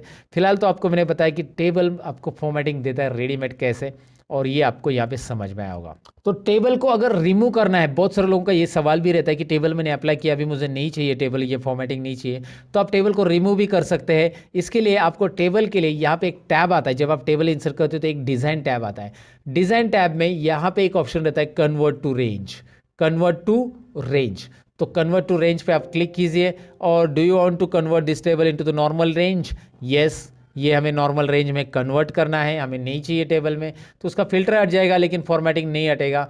अब आपकी बारी है कि फॉर्मेटिंग भी हटाना है, आपको डेटा नहीं हटाना है, बस फॉर्मेटिंग हटाना है। तो मैं आपको बताऊं कि यहाँ पे एक होम टैब के अंदर क्लियर ऑल भी है, क्लियर फॉर्मेट्स भी है, क्लियर कंटेंट भी है, क्लियर कमेंट है, हाइपरलिंक है। फिलहाल हमारी जो रिक्वायरमेंट है वो है क्लियर फॉर्मेट्स, तो कीजिए ना क्लियर फॉर्मेट। देखिए फॉर्मेट में सब जाएगा, कंडीशनल फॉर्मेटिंग एवरीथिंग, लाइक आपका डेटा रहेगा बस यहाँ पे, राइट। तो आपको टेबल कैसे अप्लाई करना है, कैसे रिमूव करना है, वो आपको यहाँ पे समझ में आया होगा। अब हमें टेबल में जो आया था फिल्टर, वो कैसे अप्लाई करना है वो सीखना है,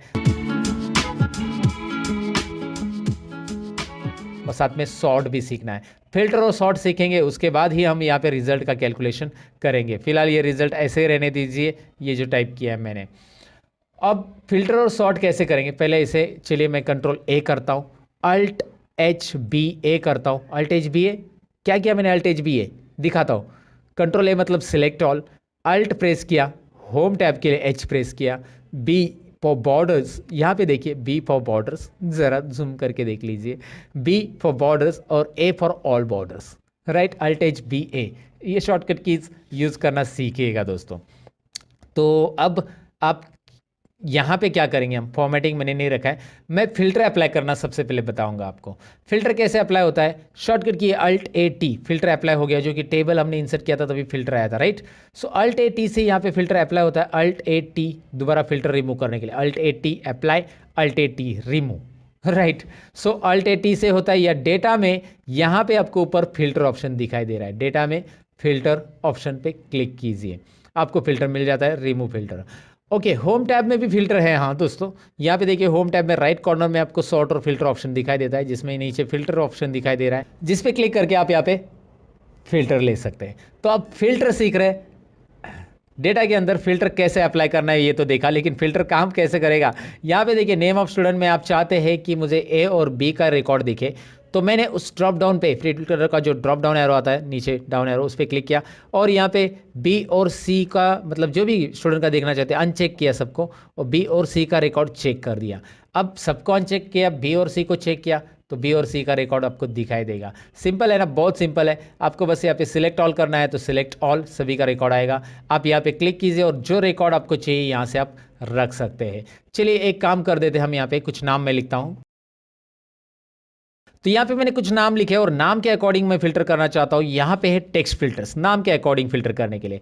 टेक्स्ट फिल्टर्स में क्या करना है आपको, देखिए इक्वल टू है, डज नॉट इक्वल टू है, बिगिंस विथ है, एंड्स विथ है, कंटेंट्स विथ है। तो इस फिल्टर को डिटेल में जान लेते हैं। चलिए सबसे पहले मैं इक्वल लेता हूँ, इक्वल लूंगा तो मैं यहाँ पे, तो इक्वल टू में सबसे पहले मैं यहाँ पे नाम टाइप करूंगा अजय वर्मा। अजय वर्मा जो है वो यहाँ पे फिल्टर होके आएगा, मतलब अजय वर्मा ही रहेगा, बाकी सब गायब।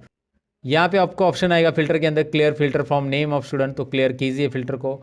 और आप अगर आगे चाहते हैं, जैसे यहाँ पे डज नॉट इक्वल टू, तो वो नाम लिखा तो उसको छोड़ के बाकी के सब आ जाएंगे, राइट।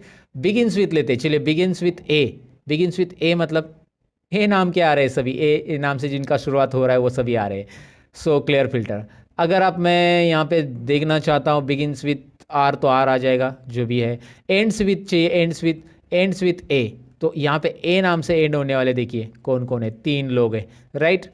सो आपको ये फिल्टर कैसे काम कर रहा है डेफिनेटली समझ में आ रहा होगा कि यहाँ पे begins with, and with, contents with. अब कंटेंट्स विथ में जैसे शर्मा नाम के 2 लोग हैं, तो जितने भी शर्मा नाम के लोग हैं, शर्मा सभी के सभी आ जाएंगे। चलिए हाजिर हो शर्मा, हाजिर हो गए। ओके, सो कैसे किया मैंने समझ में आएगा आपको, मतलब एक्सेल ने सब दिया है रेडीमेड, मैंने बस वहाँ पे टाइप किया और आ गया। Does not contain, Sharma surname की नहीं दिखनी चाहिए, तो शर्मा टाइप कीजिए, बाकी सब आ जाएंगे। शर्मा को गायब कर दीजिएगा, शर्मा जी गए, सभी शर्मा जी गए, बस अभी वर्मा जी है, काले जी है, बाकी सब जी है, सब्जी मीन्स सब्जी, सब लोग है जी। ओके, तो यहाँ पे आपको ये समझ में आया होगा कि भाई फिल्टर काम कर रहा है टेक्स्ट के ऊपर, वैसे नंबर के ऊपर करता है क्या, ज़रूर करेगा। नंबर्स के ऊपर आप यहाँ पे अनचेक चेक कर सकते हैं। साथ में नंबर फिल्टर में भी वही चीज़ें जो कंडीशनल फॉर्मेटिंग में हमने देखी थी, कि मुझे लेस देन ये वाले नंबर चाहिए, वो वाले चाहिए, ग्रेटर देन वाले चाहिए, टॉप 10 चाहिए, तो मैं लेस देन यहाँ पे लेता हूँ। और यहाँ पे कैसे कि लेस देन मुझे 150 के नीचे वाले लोग चाहिए। चलिए 150 के नीचे वाले ये है, इनके मार्क्स सबसे कम है, तो ये मैंने आपको यहाँ पे दिखाया। 150 के नीचे वाले कैसे करना है, मैंने अंडू किया, फिल्टर हटाने के लिए अंडू भी कर सकते हैं यहाँ पे, क्योंकि अभी अभी अप्लाई किया है। तो सो यहाँ पे less than, equal to, between, ये सारी चीज़ें आपको एक बार ज़रूर ट्राई करनी चाहिए। आप एक्सेल बिगिनर्स हो तो इसकी प्रैक्टिस आपको ज़रूर करनी चाहिए फिल्टर की। वैसे ही आप यहाँ पे रिजल्ट के लिए भी कर सकते हैं। यहाँ पे छोटी मोटी चीज़ें हैं जैसे पास और फेल, तो आपको पास वाले देखने हैं, फेल वाले नहीं, तो पास वाले दिखाओ, फेल वाले देखने, पास वाले नहीं, तो वो आप करो, जो आपको यहाँ पे मर्जी है वो फिल्टर के साथ कर सकते हैं। फिल्टर रिमूव करने के लिए अल्ट ए टी शॉर्टकट की है, हटा दो, अल्ट ए टी दोबारा प्रेस करो, फिल्टर अप्लाई हो जाएगा। सो इस तरह से हमने फिल्टर को जान लिया। अब फिल्टर के बाद बारी है सॉर्ट की। अब सॉर्ट होता क्या है दोस्तों, सॉर्ट यानी कि डेटा को असेंडिंग और डिसेंडिंग ऑर्डर में लाना। तो अब असेंडिंग और डिसेंडिंग ऑर्डर में क्या ज़रूरत पड़ सकती है, जैसे यहाँ पे दिखाई दे रहा है name of student, A B C D wise मुझे लगाना है, तो यहाँ पे डेटा के अंदर ही आपको सॉर्ट मिलता है, या होम टैब में भी सॉर्ट मिलता है। ए टू जेड या जेड टू एड लगाना, यानी कि सॉर्टिंग करना असेंडिंग ऑर्डर में ए टू जेड और जेड टू ए मतलब डिसेंडिंग। तो चलिए मैं ए टू जेड करता हूँ। अजय वर्मा के बाद ए नाम के ही लोग आने चाहिए पहले, फिर बी नाम के, फिर सी नाम के, ए टू जेड। तो जैसे मैं सॉर्ट के लिए क्लिक करूंगा, बस अजय कॉलम को सिलेक्ट किया है मैंने, ये डेटा ही, और सॉर्ट के लिए क्लिक करूंगा तो एक्सेल एक वार्निंग दे रहा है आपको। ये वार्निंग डायलॉग बॉक्स में ये बता रहा है कि आपने जो डेटा सिलेक्ट किया है उसके आगे भी डेटा है, अगर आप उसे सिलेक्ट नहीं करते हो तो वो डेटा सॉर्ट नहीं होगा। मतलब अजय वर्मा के मार्क्स 35, 50 और 100 है। अगर आपने उसे सिलेक्ट नहीं किया तो किसी और को मिल जाएंगे। अगर आपने कंटिन्यू विथ सिलेक्शन किया तो कंटिन्यू विथ करंट सिलेक्शन। जी हाँ, अजय शर्मा वर्मा के मार्क्स सपोज आकाश काले ऊपर आ गया तो आकाश काले को मार्क्स मिल जाएंगे। सिंपल है ना। या जो भी ऊपर आएगा विनोद वर्मा, ये आगे पीछे होने वाले हैं। तो कंटिन्यू विथ करंट सिलेक्शन आप तभी कीजिएगा जब आपको उसी कॉलम को सॉर्ट करना है, लेकिन अब तो नहीं करना है, पूरे डेटा को सॉर्ट होना चाहिए, उसके साथ डेटा भी बदलना चाहिए। तो आप देखिए मैंने एक्सपांड सिलेक्शन रखा है। राहुल बोर के मार्क्स है 208 टोटल है, और विनोद के मार्क्स है 92 टोटल। जरा 2-3 ही मार्क्स याद रखिए। और तो यहाँ पे मैं एक्सपांड सिलेक्शन करूंगा। जैसे मैं एक्सपांड करूंगा तो राहुल बोर के मार्क्स 208 थे, वही रहेंगे। आकाश काले के जो मार्क्स थे वही रहेंगे। सबके अपने अपने मार्क्स वही रहेंगे। यहाँ पे दिखाई दे रहा है आपको। आप यहाँ पे अंडू कीजिए, पहले जैसे थे वैसे ही मार्क्स आ रहे हैं सबको। और फिर मैंने किया कि अंडू कर रहा हूँ मैं, यहाँ पे दोबारा दिखाता हूँ। मैं जेड टू ए करता हूँ, Z to A expand selection sort. क्या हो रहा है, Vinod ABCD Z to A नाम के नीचे आ रहे, ऊपर उल्टा आ जाएगा, जेड टू ए आ रहा है। सिंपल है, ए टू जेड करना है, ए टू जेड, लेकिन एक्सपांड सिलेक्शन कीजिए, उसके मार्क्स के साथ वो पूरा का पूरा सॉर्ट हो रहा है, राइट। अगर आप ऐसा नहीं करोगे, खाली कंटिन्यू विथ करंट सिलेक्शन करेंगे तो रॉन्ग हो जाएगा। वो कभी कभी ज़रूरत पड़ सकती है आपको, जैसे कि अभी अभी आपको ज़रूरत कभी है, दिखाता हूँ मैं आपको। मैंने इसे अल्फ़ाबेट ऑर्डर में लगाना था, लगा दिया, लेकिन यहाँ पे देखिए नंबर अल्फ़ाबेट ऑर्डर में नंबर उसके अकॉर्डिंग आ रहे क्या नहीं आ रहे, तो नंबर को 1 2 3 वाइज लगाना है। लेकिन मुझे जब ए टू जेड में करूँगा तो ये भी पूछेगा कि आगे का डेटा भी करना है क्या, नहीं करना है, अभी बस नंबर को ही करना है, क्योंकि नंबर मुझे ऑर्डर में लगाने हैं। बाकी मुझे अभी जो अल्फ़ाबेट ऑर्डर में है वही रखना है, इसलिए मैं कंटिन्यू करूँगा, सॉर्ट करूँगा। तो नंबर सॉर्ट हो चुके हैं, आगे कुछ फर्क नहीं पड़ रहा है। आगे जो हमारा असेंडिंग ऑर्डर का था वो असेंडिंग ऑर्डर में ही है दोस्तों। तो ये सिंपल चीज़ें, ये सिंपल बातें आपको समझ में आएगी सॉर्ट से रिलेटेड। सॉर्ट इतना ही नहीं, सॉर्ट में मैंने आपको अल्फ़ाबेट वाइज बताया, आप नंबर वाइज भी देख सकते हैं। मुझे टॉपर यहाँ पे निकालना है, जैसे राहुल भोर ये टॉपर है तो ये ऊपर आना चाहिए 208 नंबर का। मैं क्या करूँगा, टॉपर ऊपर लाने के लिए मैं यहाँ पे जेड टू ए, यानी कि largest to smallest number Z to A, तो जेड टू ए लिया मैंने। और यहाँ पे मैं करूँगा एक्सपांड सिलेक्शन सॉर्ट। देखिए ये आप होम टैब से भी कर सकते हैं। होम टैब में यहाँ पे देखिए क्या आ रहा है, जैसे आप नंबर सिलेक्ट करें तो यहाँ पे largest to smallest, smallest to largest. अगर आप यहाँ पे टेक्स्ट सिलेक्ट करते हो ना तो यहाँ पे एक्सेल ऑटोमेटिक बताएगा कि भाई ए टू जेड और जेड टू ए, राइट। यहाँ से भी कर सकते हैं। अब हमारी बारी है आगे का टॉपिक जानने की, वो है कस्टम सॉर्ट। ये भी काफ़ी इंटरेस्टिंग है कस्टम सॉर्ट दोस्तों। तो चलिए सॉर्ट में असेंडिंग डिसेंडिंग तो हमने सीखा, लेकिन सॉर्ट में यहाँ पे एक और ऑप्शन रहता है, जैसे कि मैंने आपको होम टैब में दिखाया था, वो है सॉर्ट। यहाँ पे आप देख सकते हैं, आई मीन कस्टम सॉर्ट। यहाँ पे आप देख सकते हैं कस्टम सॉर्ट ऑप्शन है।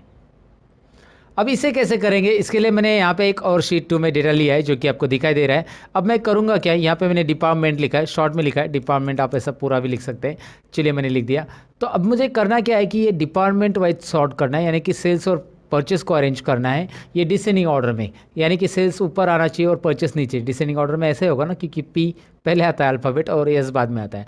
और इसके डिसेंडिंग ऑर्डर में जो सेल्स के अंदर अलग अलग लोकेशंस है वो असेंडिंग में चाहिए, यानी कि यहाँ पे सेल्स का अहमदनगर जो है ये पहला आना चाहिए असेंडिंग ऑर्डर में, ए अल्फ़ाबेट से ये स्टार्ट हो रहा है। या सेल्स का फिर उसके बाद मुंबई बाद में आना चाहिए और फिर सेल्स का नागपुर आना चाहिए। तो मतलब ये कॉलम चाहिए डिसेंडिंग ऑर्डर में, ये कॉलम चाहिए असेंडिंग ऑर्डर में, और ये सेल्स के अंदर असेंडिंग होगा। कैसे मैं आपको दिखाऊंगा, रिजल्ट आप देखेंगे तो समझ में आएगा। सबसे पहले तो मुझे इस डेटा को सिलेक्ट करना होगा। अगर आपने ये कॉलम सिलेक्ट करके ही डेटा में जाकर ये कस्टम सॉर्ट वाला लिया, यही है कस्टम सॉर्ट आपका ये ऑप्शन, तो इस पर क्लिक किया तो यहाँ पे वो पूछेगा कि आपने डेटा सिलेक्ट नहीं किया है, क्या करना है आपको, डेटा पूरा सिलेक्ट करना है, येस एक्सपांड सिलेक्शन, राइट। तो ऑटोमेटिकली वो डेटा पूरा सिलेक्ट कर रहा है। ऊपर से यहाँ पे देखिए इस डायलॉग बॉक्स में क्या है, my data has header already check है, दिखाई दे रहा है ना। ये तो चेक रहना ही चाहिए क्योंकि हमारे डेटा को हेडर ऑलरेडी है, जैसे serial number, name of employee, department and location, ये हमारे हेडर है। उसके बाद उसने यहाँ पे कुछ add level, delete level, copy level और ऑप्शंस आपको दिए हैं। फिलहाल तो आपको और एक लेवल ऐड करनी है, लेकिन पहले इस लेवल को हम लोग यहाँ पे डिपार्टमेंट वाइज डिपार्टमेंट वाइज क्या करेंगे, उसको Z to A करेंगे। देखिए इस डायलॉग बॉक्स में मैंने किया क्या है, मुझे डिपार्टमेंट वाइज डिसेंडिंग ऑर्डर में चाहिए, इसलिए क्योंकि सेल्स ऊपर रहना चाहिए सभी सेल्स के रिकॉर्ड, और उसके बाद उसके नीचे परचेस के आने चाहिए, इसलिए department wise Z to A। लेकिन ऐड लेवल कीजिए, ऐड लेवल करने के बाद यहाँ पे आपको और एक लेवल ऐड करने के लिए मिलती है, जो कि देन बाय में आप ऐड कर सकते हैं। करना क्या है इस देन बाय में, आपको लोकेशन A to Z चाहिए। लेकिन लोकेशन कैसा चाहिए, A to Z, मतलब पहले डिपार्टमेंट सॉर्ट होगा और उसके अंदर हर एक डिपार्टमेंट के लोकेशंस असेंडिंग ऑर्डर में आएंगे। कैसे, ज़रा रिजल्ट देखते हैं। ओके कीजिए।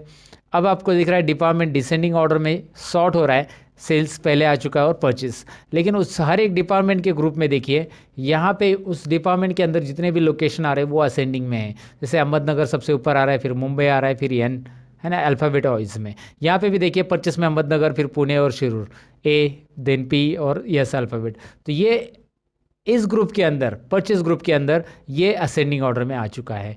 तो देन बाय क्या काम कर रहा है ये आपको यहाँ पे समझ में होगा। करना क्या है देन बाय के लिए, बस सबको सिलेक्ट करो, सॉर्ट करो, और यहाँ पे आपको मिल रहा है। नहीं चाहिए तो यहाँ से लेवल आप डिलीट कर सकते हैं, या फिर इसी का और कॉपी लेवल वगैरह, इसी का कॉपी आ जाएगा दूसरा लेवल, और फिर यहाँ पे कुछ और चेंज करना है तो आप कर सकते हैं। उसके अलावा यहाँ पे आपको एक और चीज़ है, जैसे कि यहाँ पे ये डेटा है, serial number, name of location वगैरह, मैं इसे कॉपी कर लेता हूँ और नीचे रख देता हूँ थोड़ी देर के लिए, मतलब इस तरफ रखता हूँ। और मुझे इसे ऑर्डर में ये करना है, जैसे ये अल्फ़ाबेट ऑर्डर में लगाना है, तो इसमें अल्फ़ाबेट ऑर्डर में डिपार्टमेंट पहले कॉलम में, पहले इधर आ जाएगा पहले कॉलम के अंदर, और फिर सीरियल नंबर वगैरह लास्ट में चला जाएगा। कैसे, मैं आपको दिखाता हूँ। ये हॉरिजॉन्टल डेटा सॉर्ट करने के लिए करना क्या है, सॉर्ट में दोबारा जाइए, ऑप्शंस में जाइए। ऑप्शंस में देखिए यहाँ पे ऑप्शन आ रहा है आपको सॉर्ट लेफ्ट टू राइट, और ऊपर केस सेंसिटिव भी है, मतलब अल्फ़ाबेट कैपिटल वाले पहले होंगे फिर स्मॉल वाले बाद में आएंगे, केस सेंसिटिव रखेंगे तो वो आपके ऊपर है, केस सेंसिटिव रखना है नहीं रखना है। सॉर्ट करते हैं लेफ्ट टू राइट, और उसके बाद ओके करते हैं। यहाँ पे मैंने कॉलम रो ही नहीं सिलेक्ट किया, रो नंबर 9 में डेटा है या 10 में, 10 में डेटा है हमारा, रो नंबर 10 में डेटा है, यहाँ पे रो सिलेक्ट करना पड़ेगा हमें। A to Z 10 में A to Z हो रहा है, डिपार्टमेंट, लोकेशन, नेम ऑफ सिर दिखाई दे रहा है आपको। तो आपको हॉरिजॉन्टल डेटा सॉर्ट करना है तो आपको कस्टम सॉर्ट के अंदर यहाँ पे ऑप्शंस दिया गया है, राइट। और कैपिटल स्मॉल, पहले कैपिटल वाले चाहिए सब, तो कैपिटल स्मॉल का भी यहाँ पे केस सिलेक्ट कर सकते हैं। केस सेंसिटिव भी सॉर्ट यहाँ पे होता है दोस्तों। तो आपको सॉर्ट यहाँ पे डेफिनेटली समझ में होगा, सॉर्ट कैसे करना है, सॉर्ट में असेंडिंग, डिसेंडिंग और कस्टम सॉर्ट होता क्या है, सारी चीज़ें मैंने यहाँ पे एक्सप्लेन की है। अब हम आते हैं शीट 1 में, जहाँ पे हमारा कुछ चीज़ें बाकी है, जैसे कि यहाँ पे रिजल्ट और ग्रेड कैलकुलेट करना है। तो अब ईप फॉर्मूला हम सीखने वाले हैं। ईप किस तरह से रिजल्ट के लिए काम करता है और ईप फॉर्मूला कैसे काम करता है ओवरऑल एक्सेल में, आज इस टॉपिक में आपको क्लियर हो जाएगा। चलिए ईप सेक्शन में करते क्या है। सबसे पहले तो यहाँ पे हम ट्रैक करेंगे कि हमारे पास सब्जेक्ट कितने हैं, सब्जेक्ट 1, सब्जेक्ट 2, सब्जेक्ट 3। तीनों सब्जेक्ट में अगर किसी भी एक सब्जेक्ट में, तीनों में से किसी भी एक सब्जेक्ट में अगर वो 35 से कम है तो वो स्टूडेंट फेल हो जाएगा। ये हमारा क्राइटेरिया। क्राइटेरिया क्या है, ध्यान से देखिए। हमारी कंडीशन ऐसी है कि सब्जेक्ट 1 में या सब्जेक्ट 2 में या सब्जेक्ट 3 में कहीं पे भी वो फेल है तो स्टूडेंट फेल है। अगर तीनों सब्जेक्ट में उनको 35 से ज़्यादा है, जैसे यहाँ पे आपको सब्जेक्ट 1 में दिख रहा है 35 से ज़्यादा है, सब्जेक्ट 2 में भी और 3 में भी है, तो तीनों में भी 35 और 35 से ज़्यादा है तो वो पास है। ये हमारा रिजल्ट के लिए कंडीशन है। अच्छा एक काम कीजिए, मैं छोटा सा ईप पहले समझा देता हूँ। ईप में कौन कौन सी चीज़ें आने वाली वो देखिए। ईप फॉर्मूला तो हमें सीखना है। ईप के अंदर हम एंड कैसे यूज़ करना है, ईप का एंड के साथ कैसे यूज़ होगा, और ईप का और के साथ कैसे यूज़ होगा, और ईप और ईप यानी नेक्स्ट ईप कैसे यूज़ होगा, ये भी हम सीखने वाले। ईप के अंदर ईप, मल्टीपल ईप हम बोल सकते हैं उसको। तो ये चारों भी फॉर्मूलेज हम सीखने वाले। सबसे पहले ईप कैसे काम करता है वो देखते हैं। यहाँ पे स्कॉलरशिप की एग्जाम आप दे रहे हो और जहाँ पे आपको मार्क्स चाहिए पासिंग के लिए 35 100 में से, राइट। तो एक ही सब्जेक्ट है स्कॉलरशिप का, तो यहाँ पे सब्जेक्ट का मैं नाम ले लेता हूँ स्कॉलरशिप, कुछ भी है नाम यहाँ पे ले लो आप, और उसमें आप एग्ज़ाम दे रहे हो 100 मार्क्स का, 35 पासिंग है और आपको मिले 46। कितने मार्क्स मिले आपको, 46। तो ये आपको मार्क्स मिले हुए स्कॉलरशिप के लिए, राइट। अब आपको करना क्या है, मेरा फॉर्मूला क्या रहेगा, मैं यहाँ पे ज़रा कॉलम की साइज़ बढ़ा देता हूँ। मेरा फॉर्मूला इसके लिए रहेगा 46 के लिए। तो ये पास है कि नहीं है, ये स्टूडेंट जो भी 46 मिला है यहाँ पे लिख के आना चाहिए आगे के सेल में। तो मैं डायरेक्टली पास टाइप कर सकता हूँ, लेकिन ईप फॉर्मूला में कैसे होगा देखिए। ईप लेने के बाद ईप एक आपको यहाँ पे डिस्क्रिप्शन में दिखाई दे रहा है, यहाँ पे मैं आपको पढ़ के भी दिखाता हूँ। Checks whether a condition is met and returns one value if true and another value if false. तो इफ यहाँ पे मैंने सिलेक्ट किया है। अगर आपकी कंडीशन मिलती है तो पहला आंसर जो होगा कंडीशन के अकॉर्डिंग ट्रू रहेगा, और नहीं तो दूसरा आंसर फॉल्स। अगर कंडीशन नहीं मिल रही तो वो आंसर हम दूसरा देंगे। तो इफ आपको दो आंसर अलाउ करता है। चलिए इफ और टैब बटन प्रेस कीजिए। यहाँ पे देखिए पहले पूछ रहा है वो कंडीशन यानी लॉजिक टेस्ट, आप टेस्ट दीजिए। फिर उसके बाद वो टेस्ट में मतलब जो भी लॉजिक टेस्ट आपने दिए वो ट्रू है तो पहला आंसर दिखाइए, नहीं तो दूसरा आंसर। तो करना क्या है, देखिए मेरा टेस्ट क्या है, यहाँ पे मैं सिलेक्ट कर रहा हूँ किसको, I2 को, I12 को, सॉरी I12 में है 46। If I12 cell is greater than equal to 35, मतलब 35 और उससे ज़्यादा है तो I12 सेल में 35 और उससे ज़्यादा है तो ये हमारी कंडीशन है। कंडीशन देते समय आप ये ऑपरेटर्स यूज़ कर सकते हैं, greater than equal to, less than equal to वगैरह। अगर ज़्यादा है तो क्या होगा, कोमा, पहला आंसर ये रहेगा पास। देखो डबल इन्वर्टेड कोमा में आपको लिखना है, इफ के अंदर जो भी टेक्स्ट आप लिखते हो वो डबल इन्वर्टेड कोमा में आ जाएगा। कोमा देके अगर आप कोमा देते हो ना तो नीचे देखो क्या हो रहा है, वैल्यू फॉल्स बोल्ड हो रहा है। ध्यान से देखिए मैं क्या कर रहा हूँ, पहला मैंने लॉजिक टेस्ट दिया, कोमा किया, कोमा करने के बाद आप जैसे कोमा करोगे नीचे बोल्ड में दिख रहा है आपको वैल्यू ऑफ ट्रू। अभी वैल्यू ऑफ ट्रू वाला डालो आप, आपकी कंडीशन आपने डाल दी। अगर ये कंडीशन सेटिस्फाई है, 35 से ज़्यादा मार्क्स है तो क्या लिख के आना चाहिए, वैल्यू ऑफ ट्रू का मतलब होता है कोमा। अगर 35 से कम है तो क्या लिखना चाहिए आपको, वैल्यू ऑफ फॉल्स। अगर 35 से कम नहीं है, वो एक्सप्रेशन गलत है आपने जो दिया हुआ, 35 से कम है सॉरी, तो आपको मिलेगा वह पे फेल स्टूडेंट, आपको यहाँ पे लिख के आना चाहिए फेल। तो आपको डबल इन्वर्टेड कोमा में ये लिखना है, डबल इन्वर्टेड कोमा नहीं बोलना है दोस्तों, डबल इन्वर्टेड कोमा, राइट। तो यहाँ पे मैंने दे दिया और यहाँ पे एंटर बटन प्रेस करना है। यहाँ पे भूलना नहीं है कि मैंने टाइप कैसे किया, ज़रा ध्यान से देखेंगे अभी क्या हो रहा है, ये पास हो रहा है। और यहाँ पे 34 करके देखिए फेल। ऑफकोर्स 35 के लिए पास होगा क्योंकि ग्रेटर देन इक्वल टू रखा है मैंने 35 को इंक्लूड करके। 35 है फिर भी पास है, 35 से ज़्यादा है फिर भी पास है, 35 से कम जाते हैं 31 32 कुछ भी डालो फेल आ जाएगा। तो इफ कंडीशन यहाँ पे आपको काम कैसे कर रहा है समझ में आया होगा, एक सेल के अंदर एक ही सेल के लिए मैंने दिया।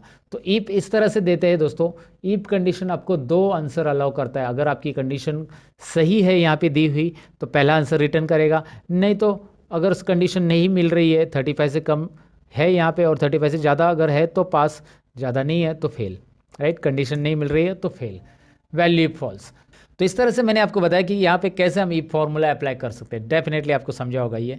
अब ई फॉर्मूला यहाँ पे तो एक सब्जेक्ट नहीं, मेरे पास तीन सब्जेक्ट है, तो ऐसे अगर एक से ज़्यादा सब्जेक्ट है तो आपको एंड या फिर और यूज़ करना है। मैंने यहाँ पे और नहीं लिखा है, ऑफ लिखा, आपने देखा भी नहीं, ओके मुझे बताना ना, कम से कम यहाँ पे और लिखना था मुझे, तो यहाँ पे आपको मैं बता रहा हूँ और, राइट।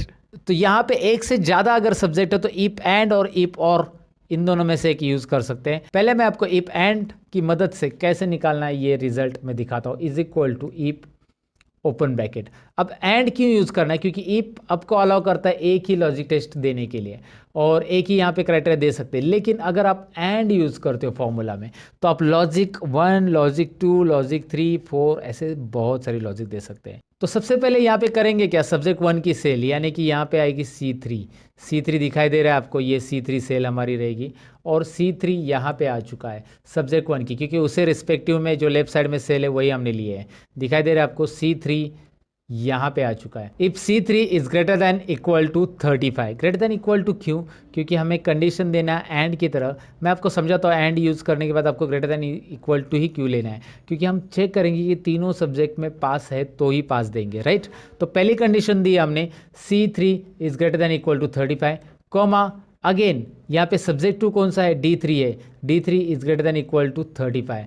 आप यहाँ पे लिख सकते हैं इस तरह से, या फिर कॉमा देने के बाद आप इस सेल को क्लिक भी कर सकते हैं। क्लिक कीजिए इस सेल के ऊपर, देखिए मैंने कॉमा दिया, इस सेल के ऊपर क्लिक किया, वो ऑटोमेटिकली आ चुका है। उसी के रिस्पेक्ट में जिस रो में आप यहाँ पे फॉर्मूला लिख रहे हो उसी के लेफ्ट साइड का जो सब्जेक्ट का सेल है उसे लेना है और इसमें भी ग्रेटर देन इक्वल टू 35 और ब्रैकेट क्लोज, ब्रैकेट एंड वाला क्लोज कर रहा हूँ मैं। देखिए यहाँ पे कलर दिख रहा है आपको एंड ब्रैकेट का और वही क्लोज कर रहा हूँ मैं। ज़रा इस कंडीशन को समझिए, मैं एक्सप्लेन करने की कोशिश कर रहा हूँ, आपको डेफिनेटली समझ में आएगा। यहाँ पे तीनों सब्जेक्ट की कंडीशन मैंने ली है, तीनों सब्जेक्ट में हमें मिलने चाहिए 35 से ज़्यादा मार्क्स। एंड दिया है ना, तो ये कोमा जो है बीच का वो रिप्रेजेंट कर रहा है एंड, यानी कि C3 is greater than equal to 35, comma यानी कि and D3 is greater than equal to 35, मतलब सब्जेक्ट 2, और E3 मतलब subject 3, it should be greater than equal to 35। तीनों में भी 35 से ज़्यादा रहेंगे या रहने चाहिए। रहेंगे तो क्या होगा, कॉमा। अब कॉमा करेंगे जैसे हम इस ब्रैकेट के बाद, तो वैल्यू इफ ट्रू, तो क्या होगा, अगर ये कंडीशन सेटिस्फाई, तीनों में भी 35 से ज़्यादा है तो पास होगा डबल इन्वर्टेड कॉमा में। नहीं तो क्या होगा, फेल होगा। मैंने यहाँ पे एंटर वगैरह नहीं प्रेस किया, टाइप के आगे वो ऑटोमेटिक नीचे आ जाएगा।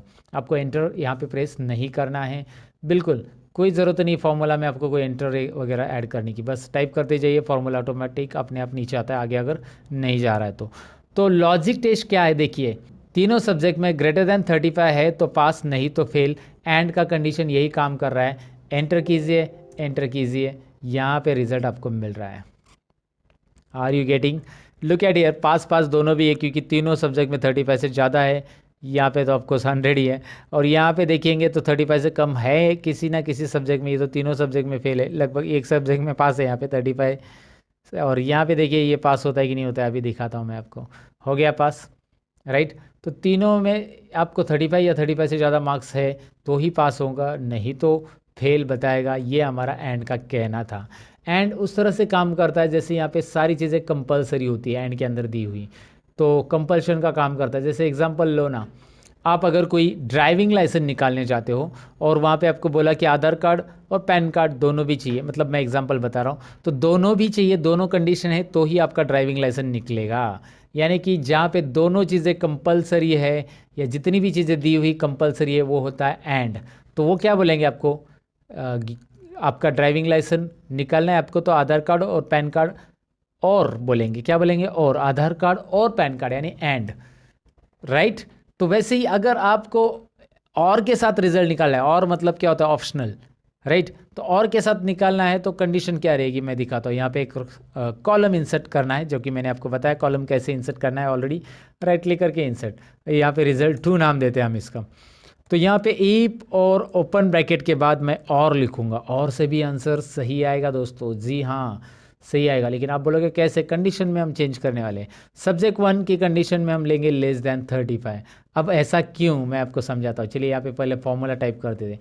सब्जेक्ट 1 के बाद सब्जेक्ट 2 यानी D3, वहाँ पे क्लिक करेंगे तो भी चलेगा, less than 35, and comma E3 less than 35। इससे होगा क्या, तीनों में से किसी भी एक सब्जेक्ट में 35 से कम है, तो मैंने और लिखा है ना दोस्तों। और का मतलब यहाँ पे होता है कोई भी एक सब्जेक्ट में 35 से कम है तो वो सब्जेक्ट 1 में चेक करेगा 35 से कम है तो डायरेक्टली वो रिजल्ट शो करेगा, या सब्जेक्ट 2 में चेक करेगा 35 से कम मिला तो डायरेक्ट रिजल्ट शो करेगा, और सब्जेक्ट 3 में भी चेक करेगा। तीनों में से किसी, तीनों में भी 35 से कम नहीं रहने चाहिए, ऐसा नहीं कि तीनों में, तीनों में से किसी भी एक में, क्योंकि और लिखा है हमने एंड नहीं लिखा है, तो तीनों में से किसी भी एक में अगर 35 से कम है तो कॉमा डबल इन्वर्टेड कॉमा में फेल, और फिर कॉमा डबल इन्वर्टेड कॉमा में पास। यहाँ पे एक भी कॉमा नहीं मिस करना है, नहीं तो फॉर्मूला कॉमा में चला जाएगा। हमेशा की तरह मजाक कर रहा हूँ, लेकिन यहाँ पे मैं आपको बताऊँ कि कॉमा भूलना नहीं है दोस्तों। फेल और पास कैसे निकाला ये रिजल्ट आपको दिखाई दे रहा है। चलिए मैं आपको दिखाता हूँ आंसर क्या आता है इसका। एंटर कीजिए and have a look this, क्या हो रहा है देखिए, पास है। और मैं इस फॉर्मूला को यहाँ पे ड्रैग करूँगा, नाउ यू कैन सी, यहाँ पे दिखाई दे रहा है जैसे यहाँ पे आ रहा था एंड के साथ आंसर, वैसे ही यहाँ पे आ रहा है। Got it. कोई डिफ़िकल्टी नहीं है दोस्तों, इसे निकालने में कोई प्रॉब्लम नहीं आएगा। आप इस फॉर्मूला को ज़रा ध्यान से समझने की कोशिश कीजिए, रट्टा मत मारिएगा, रट्टा मारने से कुछ मतलब नहीं होता है। एंड क्या काम करता है, और वैसे काम करता है जैसे आप एक वोटिंग कार्ड निकालने गए और वहाँ पे बोला कि यार आपके पास आधार कार्ड है, वो बोला, आपने बोला नहीं। आपके पास पैन कार्ड है, तो चलो लाओ पैन कार्ड से बना देते हैं, आपने बोला है तो पैन कार्ड से भी बनेगा, या आधार कार्ड, दोनों में से एक है। मतलब सभी चीज़ें कंपलसरी नहीं है, ऑप्शनल है। आधार कार्ड नहीं है तो पैन कार्ड दिखाओ, पैन कार्ड नहीं तो राशन कार्ड दिखाओ, ऐसे आपको बोला गया है। तो यहाँ पे ऑप्शनल चीज़ें आती है, तो यहाँ पे वही मैंने किया कि C3 में जाकर वो चेक करेगा 35 से कम है क्या, है तो डायरेक्ट फेल बताएगा, आगे की कंडीशन उसे चेक करने की ज़रूरत नहीं है, क्योंकि ये और है दोस्तों। और D3 में चेक करेगा 35 से कम है क्या, है तो डायरेक्टली फेल बताएगा, नहीं तो फिर E3 में चेक करेगा, E3 में 35 से कम है तो फेल बताएगा, तीनों में भी नहीं है तो डायरेक्टली क्या बताएगा, वो पास बताने वाला है, क्योंकि ये सेटिस्फाई नहीं हो रहा है, राइट। तो इस तरह से इफ एंड और इफ और इफ काम करता है। बस अभी इफ में एक और चीज़ सीखना है जिससे हम ग्रेड निकालने वाले हैं, यानी कि नेस्ट इफ। अब नेक्स्ट टिप कैसे होगा, ईप विद इन ईप, ईप के अंदर ईप, हम ईप के अंदर ईप, हम ईप के अंदर ईप, बहुत सारे ईप लेने वाले हैं। वैसे हम कितने ईप लिख सकते हैं, वैसे 100 ईप भी लिखेंगे तो भी चलेगा, लेकिन मैं आपको बताऊं कि एक्सेल 2019 के अंदर नया फॉर्मूला आया है। ईप को बार बार लिखने से अच्छा आप एक ही बार लिखिए, उसका नाम है ईप्स, और उसके लिए वीडियोस मैंने बनाए थे एक्सेल 2019 में, कौन से नए फॉर्मूलाज है उसका लिंक डिस्क्रिप्शन में, अगर आप इंटरेस्टेड हो तो ज़रूर वीडियो देख लेना दोस्तों। फिलहाल तो मैं आपको बताऊं कि यहाँ पे इज इक्वल टू करना है और आपको ईप टाइप करना है। ईप टाइप करने के बाद सबसे पहला कंडीशन, हम कोई भी एक रिजल्ट लीजिए, ये रिजल्ट ले लेते। If result is equal to fail, अगर रिजल्ट में फेल है तो ग्रेड में भी फेल आएगा, ग्रेड में पास नहीं आएगा। If result is equal to fail then result अगर फेल है तो ग्रेड भी फेल है, ये समझ लेना। पहली कंडीशन हमने दे दी कि रिजल्ट फेल है तो ग्रेड फेल है। अगर रिजल्ट फेल नहीं है तो पास ट्रैक करने की ज़रूरत नहीं, ऑटोमेटिक फेल नहीं है तो कॉमा कीजिए, यानी कि यहाँ पे आपके पास ईप में दो आंसर रहते हैं, फेल है तो फेल, फेल नहीं है तो क्या आंसर आएगा, फेल नहीं है तो ईप ओपन ब्रैकेट, ईप ओपन ब्रैकेट के अंदर लॉजिक टेस्ट देंगे हम इस ग्रेड के लिए। यानी कि ग्रेड कैसा रहता है हमारा, मैं आपको बताता हूँ। इस सेल के अंदर K3 के अंदर 75 से ज़्यादा है तो यहाँ पे मैंने ग्रेटर देन साइन ले लिखा, ग्रेटर देन इक्वल टू 75। अगर 75 से ज़्यादा है तो A+ ग्रेड हम देंगे, यहाँ पे A+, मैंने कौन सा ग्रेड लिखा है देखिए A+, और ये इन्वर्टेड कोमा में रहेगा इस तरह से। ध्यान से देखिए यहाँ पे कर क्या रहा हूँ मैं, अगर फेल है तो फेल होगा, नहीं तो फेल नहीं है तो K3 में चेक करेंगे कितने मार्क्स है। K3 में चेक करना है यहाँ पे 75 और उससे ज़्यादा है तो greater than equal to 75, then A+ grade आने वाला है। अब यहाँ पे एक बात याद रखिए कि मैंने डिसेंडिंग ऑर्डर ग्रेड लिया है, यानी कि सबसे हाईएस्ट ग्रेड पहले लिया है, और यही करना है आपको ई ग्रेड के फॉर्मूला में। तो ग्रेड के फॉर्मूला में क्या करना है, पहले 75 चेक कीजिए, अगर 75 से ज़्यादा नहीं है तो अब कोमा दीजिए, कोमा देने के बाद दोबारा ईप आएगा, ईप ओपन ब्रैकेट, और हम K3 को दोबारा सेलेक्ट करेंगे, K3 greater than equal to, इस बार हम 60 चेक करेंगे, 60 है तो कौन सा ग्रेड देंगे, देखिए ध्यान से 60 है तो यहाँ पे हम A ग्रेड देंगे, लेकिन हमने एक ही आंसर दिया है वैल्यू इफ ट्रू वाला, वैल्यू इफ फॉल्स वाला आंसर हम यहाँ पे देंगे, दूसरा ईप लेंगे, वैल्यू इफ फॉल्स की जगह हम दूसरा ईप लेंगे, और यहाँ पे हम क्या लिखेंगे देखिए, फिर से लॉजिक टेस्ट K3, मतलब एक ईप के अंदर दूसरा ईप कैसे मैं कर रहा हूँ देखिए, K3 is greater than equal to 50, अगर 50 या 45 लेते हैं, 45 से ज़्यादा है तो C ग्रेड। तो पहला आंसर हमने जैसे लिखा C ग्रेड, इसका यहाँ पे दिख रहा है वैल्यू इफ ट्रू, पहला आंसर इस ईप का, लॉजिक टेस्ट ये है, और कॉमा, और जैसे दूसरा आंसर लिखना है और एक ईप ऐड करेंगे हम, if open bracket, K3 is greater than equal to 35 है तो कौन सा ग्रेड, यहाँ पे गलती कर दी मैंने, यहाँ पे होना चाहिए C ग्रेड और वहाँ पे होना चाहिए B ग्रेड, ये हमारी थोड़ी सी गलती होगी यहाँ पे, मिस्टेक हम यहाँ पे सुधार लेते हैं। चलिए देर आए दुरुस्त है, राइट। तो यहाँ पे A+, A, B और C ग्रेड मैंने लिखा। आप लगा यार इतना बड़ा फॉर्मूला, आप ऐसा सोचो मत बिल्कुल। ये फॉर्मूला क्या है मैं आपको बताता हूँ। ये फॉर्मूला रिपीट है, ये फॉर्मूला दिख रहा है यहाँ से यहाँ तक, यही कॉपी करके यहाँ पे फिर से रखा गया है, बस दिखाई दे रहा है। बस आपको चेंज करना है ग्रेड है यहाँ पे, और ग्रेड और मार्क्स चेंज करने, कंडीशन चेंज करना है। बाकी यहाँ पे ब्रैकेट कितने क्लोज होंगे ये सब देखने की ज़रूरत नहीं है, चिंता करने की ज़रूरत नहीं है। एंटर कीजिए, एक्सेल ऑटोमेटिक ब्रैकेट क्लोज कर रहा है, यहाँ पे इस बॉक्स में दिख रहा है एक्सेल ऑटोमेटिकली ब्रैकेट यहाँ पे क्लोज कर रहा है। यस, तो यहाँ पे ब्रैकेट को यस करेंगे और आंसर आ रहा है। चलिए देखते हैं अकॉर्डिंग टू दैट परसेंटेज के हिसाब से, जो फेल है फेल के लिए फेल, और जो परसेंटेज यहाँ पे दिखाई दे रहे हैं उसके हिसाब से उसको मार्क्स आए हैं कि नहीं आए हैं। इसे हम नेक्स्ट टिप बोलते हैं दोस्तों। इसकी ज़रा प्रैक्टिस आपको करनी ज़रूरी है, और जितनी रिपीट आप इसके प्रैक्टिस करोगे उतना ईप आप डीपली समझते जाओगे कि ईप के अंदर लॉजिक टेस्ट होता क्या है, पहला आंसर क्या होता है, दूसरा आंसर क्या होता है, नेक्स्ट टिप लिया कैसे गया है, यहाँ पे क्यों लिया गया है, ये सारी चीज़ें आपको समझ में आएगी। तो ज़रूर ईप का एक बार प्रैक्टिस कीजिए। हमारा ग्रेड तक हमारा हो गया। अब नेक्स्ट पॉइंट की तरफ बढ़ते हैं।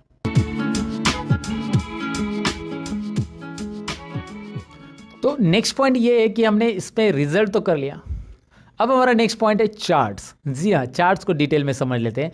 हमने ये तो कर लिया कि भाई इसमें रिजल्ट कैसे निकालना है। अब ये यहाँ पे मैंने इसे सेलेक्ट कर लिया मार्क्स को नेम के साथ, और चार्ट्स इसके ऊपर बनाना है। मुझे देखना है कौन से स्टूडेंट को कौन से सब्जेक्ट में मार्क्स कितने हैं, तो मैं इसे सेलेक्ट करूँगा और इंसर्ट में जाकर यहाँ पे आपको चार्ट मिल जाते हैं।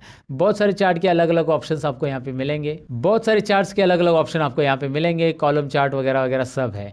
और सपोज आप यहाँ पे कोई भी चार्ट सेलेक्ट करके इंसर्ट करते हो तो यहाँ पे देखिए कैसे आने वाला है। डायरेक्ट प्रीव्यू आपको दिखाई देता है यहाँ पे। अच्छा ये डायनामिक है, माउस घुमाओ आपको प्रीव्यू नज़र आएगा और जो अच्छा लग रहा है वो यहाँ पे आप इंसर्ट कर सकते हैं। फिलहाल एक नॉर्मल एक कॉलम चार्ट में इंसर्ट कराओ, इसकी डिटेल में हम समझने वाले हैं कि कैसे करना है इसे। लेकिन मैंने क्या किया, नेम ऑफ स्टूडेंट से आगे सिलेक्ट किया, सब्जेक्ट की हेडिंग नहीं सिलेक्ट की। इसीलिए क्या हुआ, यहाँ पे सब्जेक्ट की सीरीज़ 1 2 3 आ रहा है। मैं इसे डिलीट कर देता हूँ और डेटा में पूरा यहाँ से यहाँ तक डेटा सिलेक्ट कर रहा हूँ। फिर उसके बाद इंसर्ट में जाकर तो चार्ट आप ले सकते हैं, या फिर उसके लिए एक शॉर्टकट की भी आप प्रेस कर सकते हैं जो कि है F11। मैं इस डेटा को सिलेक्ट करके अगर F11 प्रेस करता हूँ ना दोस्तों, तो आपको यहाँ पे एक नई शीट आ रही है, बॉटम में दिख रही है। शीट 1 में हमारा डेटा था, चार्ट 1 करके एक यहाँ पे शीट आ चुकी है। शीट 1 में डेटा है, चार्ट 1 करके एक नई शीट आ चुकी है जिसमें हमारा चार्ट आ चुका है। यहाँ पे आपको दिख रहा है राहुल भो, राजेश शर्मा, रमेश डोले, संदीप शर्मा, विनोद शर्मा एंड आकाश काले, किसको कितने मार्क्स हैं यहाँ पे आपको दिख रहे हैं। ईजिली आप इस मार्क्स के थ्रू, मतलब इस चार्ट के थ्रू गेस कर सकते हैं या फिर देख सकते हैं किसको कितने मार्क्स हैं। ईजिली देख सकते हैं, गेस करने की ज़रूरत नहीं, वैसे देख सकते हैं। यहाँ पे मैं आपको बताऊँ कि ये जो चार्ट मैंने क्रिएट किया है इसकी बहुत सारे अलग अलग ऑप्शन बनते हैं जो कि हमें यहाँ पे देखने हैं। डिज़ाइन टैब के अंदर चार्ट को पूरा कंप्लीटली सीखना है और इसके ऊपर फॉर्मेटिंग करने के लिए बाजू में फॉर्मेट टैब भी आया है। अब इस चार्ट को मैंने जानबूझकर अलग से शीट पे लिया ताकि हम यहाँ पे कुछ फॉर्मेटिंग कर सके। सबसे पहले तो मैं आपको बताऊँ कि यहाँ पे ये जो नाम दिखाई दे रहे हैं नीचे वाले, इसकी स्टाइल आप बदल सकते हैं, इसकी साइज़ बदल सकते हैं, सब कुछ कर सकते हैं। उसके लिए होम टैब में जाकर यहाँ से आप इसकी साइज़ बढ़ा सकते हैं। देखिए मैं बढ़ा रहा हूँ, राइट। आप जितना चाहिए उतनी साइज़ उसकी मर्जी बढ़ा सकते हैं। यहाँ पे उसको बैकग्राउंड कलर देना है दे सकते हैं, इस तरह से उसको हाईलाइट कर सकते हैं, बोल्ड करना है कर सकते हैं। और आप यहाँ पे चार्ट टाइटल दिया है, इसकी भी साइज़ बढ़ा सकते हैं। उसमें चार्ट टाइटल में कुछ नया नाम डालना है तो आप बस उस पर क्लिक रखिए, फॉर्मूला बार में क्लिक करके यहाँ पे लिखिए स्टूडेंट प्रोग्रेस या कुछ भी आप लिख सकते हैं यहाँ पे। तो इस तरह से चार्ट यहाँ पे चार्ट के लिए टाइटल भी ऐड होता है। अच्छा, डिज़ाइन टैब में मैं आपको बताऊँ कि यहाँ पे रेडीमेड डिज़ाइन से यहाँ पे अगर आप अप्लाई करते हो तो रेडीमेड डिज़ाइंस आ जाती है। जो मैंने फॉर्मेटिंग की थी वो गायब हो जाएगी और रेडीमेड स्टाइल रेडीमेड डिज़ाइन आपको यहाँ पे देखने मिल जाएगी। हाँ, दोबारा आप रेडीमेड डिज़ाइन के बाद भी फॉर्मेटिंग करना चाहते हो तो ये अलाउ करता है, कोई बात नहीं है। आप यहाँ पे बस आके चार्ट के साइज़ वगैरह टेक्स्ट की बढ़ा सकते हैं, जितनी चाहिए उतनी टेक्स्ट की साइज़ वहाँ पे रखो। बोल्ड करना है बोल्ड कीजिए, हो रहा है। यहाँ पे जो आता है नीचे, इसे लीजेंड बोलते हैं, सब्जेक्ट 1 2 3। इस लीजेंड को आप ऊपर भी रख सकते हैं, क्लिक एंड ड्रैग करके जहाँ पे चाहिए वहाँ पे रख सकते हैं। ऐसा क्लिक एंड ड्रैग करके रख सकते हैं। इसकी साइज़ आप ऐसे बढ़ा सकते हैं बॉक्स की, और उसके अंदर के कंटेंट की साइज़ बढ़ाने के लिए यहाँ पे क्लिक कर सकते हैं। यहाँ पे आपको दिख रहा है कंटेंट की साइज़, और इसे भी हम बोल्ड करेंगे। इस बॉक्स की साइज़ थोड़ी सी बढ़ाएंगे। Now you can see that colours also, यहाँ पे दिखाई दे रहा है कलर्स कौन से सब्जेक्ट के कौन से हैं। साथ ही में ये जो हमने डिज़ाइन लिया था, ये डिज़ाइन में उसमें डेटा लेबल भी आ रहे हैं। यहाँ पे इसे डेटा लेबल बोलते हैं। ये जो मार्क्स यहाँ पे दिखाई दे रहे हैं ना, 45 65 35, ये हमारे डेटा लेबल। यहाँ पे अलग लेआउट लेंगे तो देखिए यहाँ पे इस तरह से आ रहा है। आप जैसे चाहिए वैसे यहाँ पे कर सकते हैं। आपको जो फॉर्मेटिंग चाहिए वो यहाँ से चेंज कर सकते हैं। अंडू कर देता हूँ मैं, फ़िलहाल यही रख देता हूँ। यहाँ पे चेंज कलर ऑप्शन भी दिया है, कलर्स चेंज होंगे अगर आप मूव करते हो, जैसे जो चाहिए वो कलर्स में आप यहाँ पे चार्ट देख पाएंगे, राइट। उसके अलावा यहाँ पे क्विक लेआउट ऑप्शन दिया गया है। क्विक लेआउट में क्या है देखिए, क्विक लेआउट में जैसे आप माउस पॉइंटर घुमाते हो वैसे अलग अलग डिज़ाइंस, अलग अलग लेआउट्स आपके सामने यहाँ पे प्रेजेंट होंगे, और आपको जो पसंद है वो आप यहाँ पे ले सकते हैं। जो प्रेजेंटेटिव लग रहा है, यहाँ पे टेबल के साथ आ रहा है, नीचे टेबल भी आ रहा है, दिखाई दे रहा है आपको। सो वट एवर, लाइक आपको जो पसंद है यहाँ से आप सिलेक्ट कर सकते हैं। नहीं है तो पहले वाला रहने दीजिएगा। तो यहाँ पे आ गया add chart element axis. Axis में हॉरिजॉन्टल एक्सिस तो है, जैसे कि राहुल बो, राजेश, ये सब दिखाई दे रहा है आपको नाम, लेकिन वर्टिकल नहीं है। वर्टिकल में देखिए अभी ऐड हो गया, दिख रहा है ना, ये 0 20 कितने मार्क्स है वो देखने के लिए। वर्टिकल एक्सिस की ज़रूरत है नहीं है, वो यहाँ से आप हाइड और शो कर सकते हैं। अच्छा, हमने वैसे भी लेबल दिए हैं यहाँ पे, तो लेबल दिए है तो उसको वर्टिकल एक्सिस रखना है नहीं रखना है, यहाँ से आप हाइड भी करेंगे तो भी चलेगा। एक्सिस टाइटल देखिए, एक्सिस टाइटल में आपको यहाँ पे दिख रहा है प्राइमरी, हॉरिजॉन्टल और वर्टिकल, दोनों टाइटल आ रहे हैं। जैसे मैं क्लिक कर रहा हूँ वर्टिकल के लिए तो यहाँ पे आ रहा है टाइटल।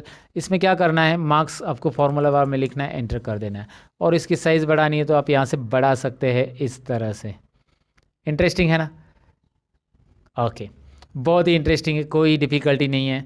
यहाँ पे बस डिज़ाइन टैब में जाना है और बस क्लिक करना है, कोई फार्मूला वगैरह तो देना है ही नहीं है। चार्ट का टाइटल चाहिए नहीं चाहिए, नन, देखिए टाइटल गायब हो गया। सेंटर में चाहिए या फिर आप वो चार्ट चाहिए, वो आपके ऊपर है। डेटा लेवल्स अभी मैंने दिए, ऑलरेडी आए हैं वहाँ पे उस डिज़ाइन पे, लेकिन आप यहाँ से उसका पोजीशन चेंज कर सकते हैं। जैसे आप यहाँ पे माउस पॉइंटर घुमाओगे आपको दिख रहा है इनसाइड बेस, आपको जो अच्छा लग रहा है आउटसाइड बेस, आउटसाइड वाले रखने हैं, कॉल आउट वाले रखने हैं, इस तरह से नाम के साथ आएंगे। इस तरह से आएंगे, दिखाई दे रहा है कहाँ पे रखने हैं, and that's up to you कि कहाँ पे उसे रखना है। चलो एक ही पोजीशन पे मैंने रख दिया, सबके डेटा लेबल्स यहाँ पे आपको नीचे दिखाई दे रहे हैं। ऐड चार्ट एलिमेंट में डेटा लेबल के बाद डेटा टेबल्स भी है, जो कि आप टेबल्स दिखाना चाहते हैं नहीं दिखाना चाहते यहाँ पे है।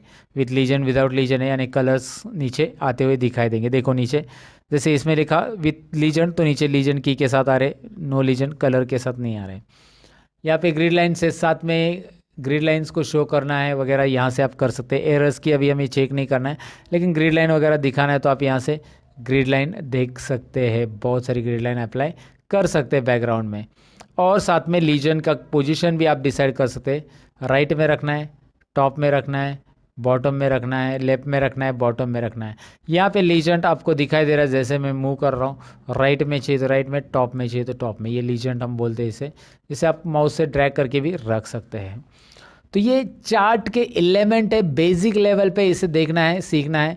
क्विक लेआउट के बारे में मैंने आपको बताया है, ये चार्ट की डिज़ाइन बताई। यहाँ पे है स्विच रो को स्विच करना है। वाह इंटरेस्टिंग है ना। देखिए क्या हो रहा है, मैं आपको बताता हूँ। सब्जेक्ट 1 2 3 जो यहाँ पे थे, मतलब कलर में, वो अभी देखिए राहुल शर्मा अलग अलग हर एक के कलर आ चुके हैं। रोज़ को कॉलम में, कॉलम के रोज़ के कर रहा है यहाँ पे। तो राहुल बोर का कलर, राहुल बोर को सब्जेक्ट 1 में कितने मिले, या फिर सभी सब्जेक्ट 1 2 और 3 के यहाँ पे आ रहे हैं ओवरऑल रिजल्ट। आप बस स्विच करेंगे ये चेंज होगा, ऐसे स्विच करेंगे ये ऐसा चेंज होगा। आपको जैसे ज़रूरी वैसे रख सकते हैं।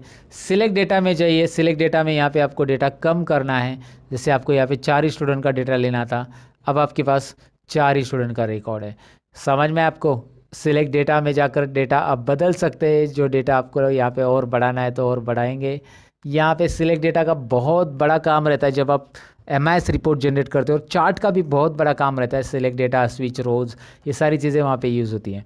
फिलहाल चेंज चार्ट टाइप आपके लिए ऑप्शन है, और यहाँ से आप इस चार्ट को लाइन में, पाई में, बार में कन्वर्ट कर सकते हैं। अब मेरे पास ज़्यादा कॉलम है तो यहाँ पे कॉलम और बार चार्ट ही प्रेजेंटेटिव रहेगा, और बाकी सब तो इतने नहीं रहेंगे। इसीलिए यहाँ पे चेंज चार्ट टाइप में आप देखेंगे ज़्यादा कॉलम्स के लिए ये बार ही चलता है, सिंगल कॉलम के लिए पाई चलेगा, सिंगल वैल्यूज़ रहेगी। तो फिलहाल आप कॉलम चार्ट लीजिए और इसे सीधा कर दीजिएगा। तो चेंज चार्ट टाइप में क्या होता है ये मैंने बताया। अब ये चार्ट हमारा चार्ट 1 शीट में है दोस्तों, और मैं चाहता हूँ कि इसे शीट 1 में ले लूँ। तो शीट 1 में ले सकते कि नहीं ले सकते? बिल्कुल ले सकते। कैसे? यहाँ पे डिज़ाइन में, यहाँ पे ऑप्शन है मूव चार्ट। कौन सा ऑप्शन है? देखिए मूव चार्ट। तो करना क्या है, बस मूव चार्ट पे क्लिक कीजिए। कहाँ पे रखना है उसको? ऑब्जेक्ट इन में रखना है, और ऑब्जेक्ट इन में कहाँ पे है? शीट 1 में रखना है। तो ऑब्जेक्ट इन में क्लिक कीजिए, शीट 1 में। अब यही चार्ट आपको शीट 1 में मिल जाएगा। इसकी साइज़ बहुत बड़ी की थी हमने, अब इसे छोटी करनी पड़ेगी आपको। यहाँ से दोबारा इसकी साइज़ छोटी कीजिए, तभी तो चार्ट नज़र आएगा। राइट, इसकी भी साइज़ हमने बहुत बड़ी की थी, इसे छोटी करनी पड़ेगी, तभी आपको चार्ट यहाँ पे डिटेल में दिख रहा है। ग्रिड लाइन नीचे, तो ग्रिड लाइन पे क्लिक करके आप इसे डिलीट कर सकते हैं। यहाँ पे 2 4 अलग अलग मेजर माइनर ग्रिड लाइन थी, उससे मैंने डिलीट कर दिया। सिलेक्ट करके ग्रिड लाइन के ऊपर क्लिक करके डिलीट कर सकते हैं। तो चार्ट को रिप्रेजेंट कैसे करना है, एक बिगिनर लेवल पे चार्ट में कौन कौन से फंक्शंस रहते हैं, ऑप्शंस कैसे रहते हैं, टाइटल कहाँ से ऐड करना रहता है, या फिर लीजेंड क्या होता है, टेबल कैसे ऐड करना था, डेटा लेवल क्या होता है, ये सारी चीज़ें मैंने एक्सप्लेन करने की यहाँ पे इस टॉपिक में कोशिश की है दोस्तों। अब हम बढ़ते हैं अगले। सारी चीज़ें हो गई, और चार्ट में आप बैकग्राउंड में लोगो ऐड करना चाहते हैं। आपको लगता है कि यार यहाँ पे बैकग्राउंड में कुछ काम किया जाए, तो राइट क्लिक कीजिए इस चार्ट के ऊपर। राइट क्लिक करने के बाद format chart area, look at here, format chart area, इस ऑप्शन पे क्लिक कीजिए। और इस ऑप्शन पे क्लिक करने के बाद यहाँ पे आपको फिल में जाना है। फिल में राइट साइड में आप देखेंगे यहाँ पे बहुत सारे ऑप्शंस आ रहे हैं, no fill, solid fill, gradient वगैरह वगैरह वगैरह।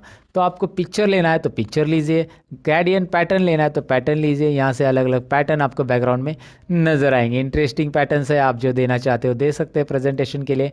आप चाहते हैं ऑटोमेटिक तो ऑटोमेटिक आ जाएगा। पैटर्न फिल चाहिए, पिक्चर एंड टेक्सचर चाहिए, यहाँ से फाइल ऑप्शन है जहाँ से हम अपनी कंपनी का लोगो भी ऐड कर सकते हैं। अगर आपके पास कंपनी का लोगो वगैरह है तो बैकग्राउंड में ऐड कर सकते हैं, और उसकी ट्रांसपेरेंसी भी आप यहाँ से सेट कर सकते हैं।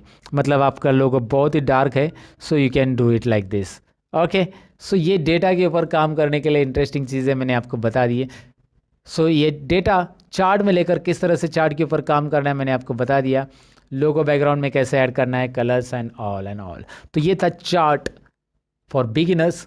और चार्ट से रिलेटेड और एमआईएस सीरीज से रिलेटेड बहुत सारे वीडियोस मैंने ऑलरेडी चैनल पे बनाया है, डिस्क्रिप्शन में उसकी लिंक है, ज़रा देख लेना। अब बढ़ते हैं अगले टॉपिक की ओर।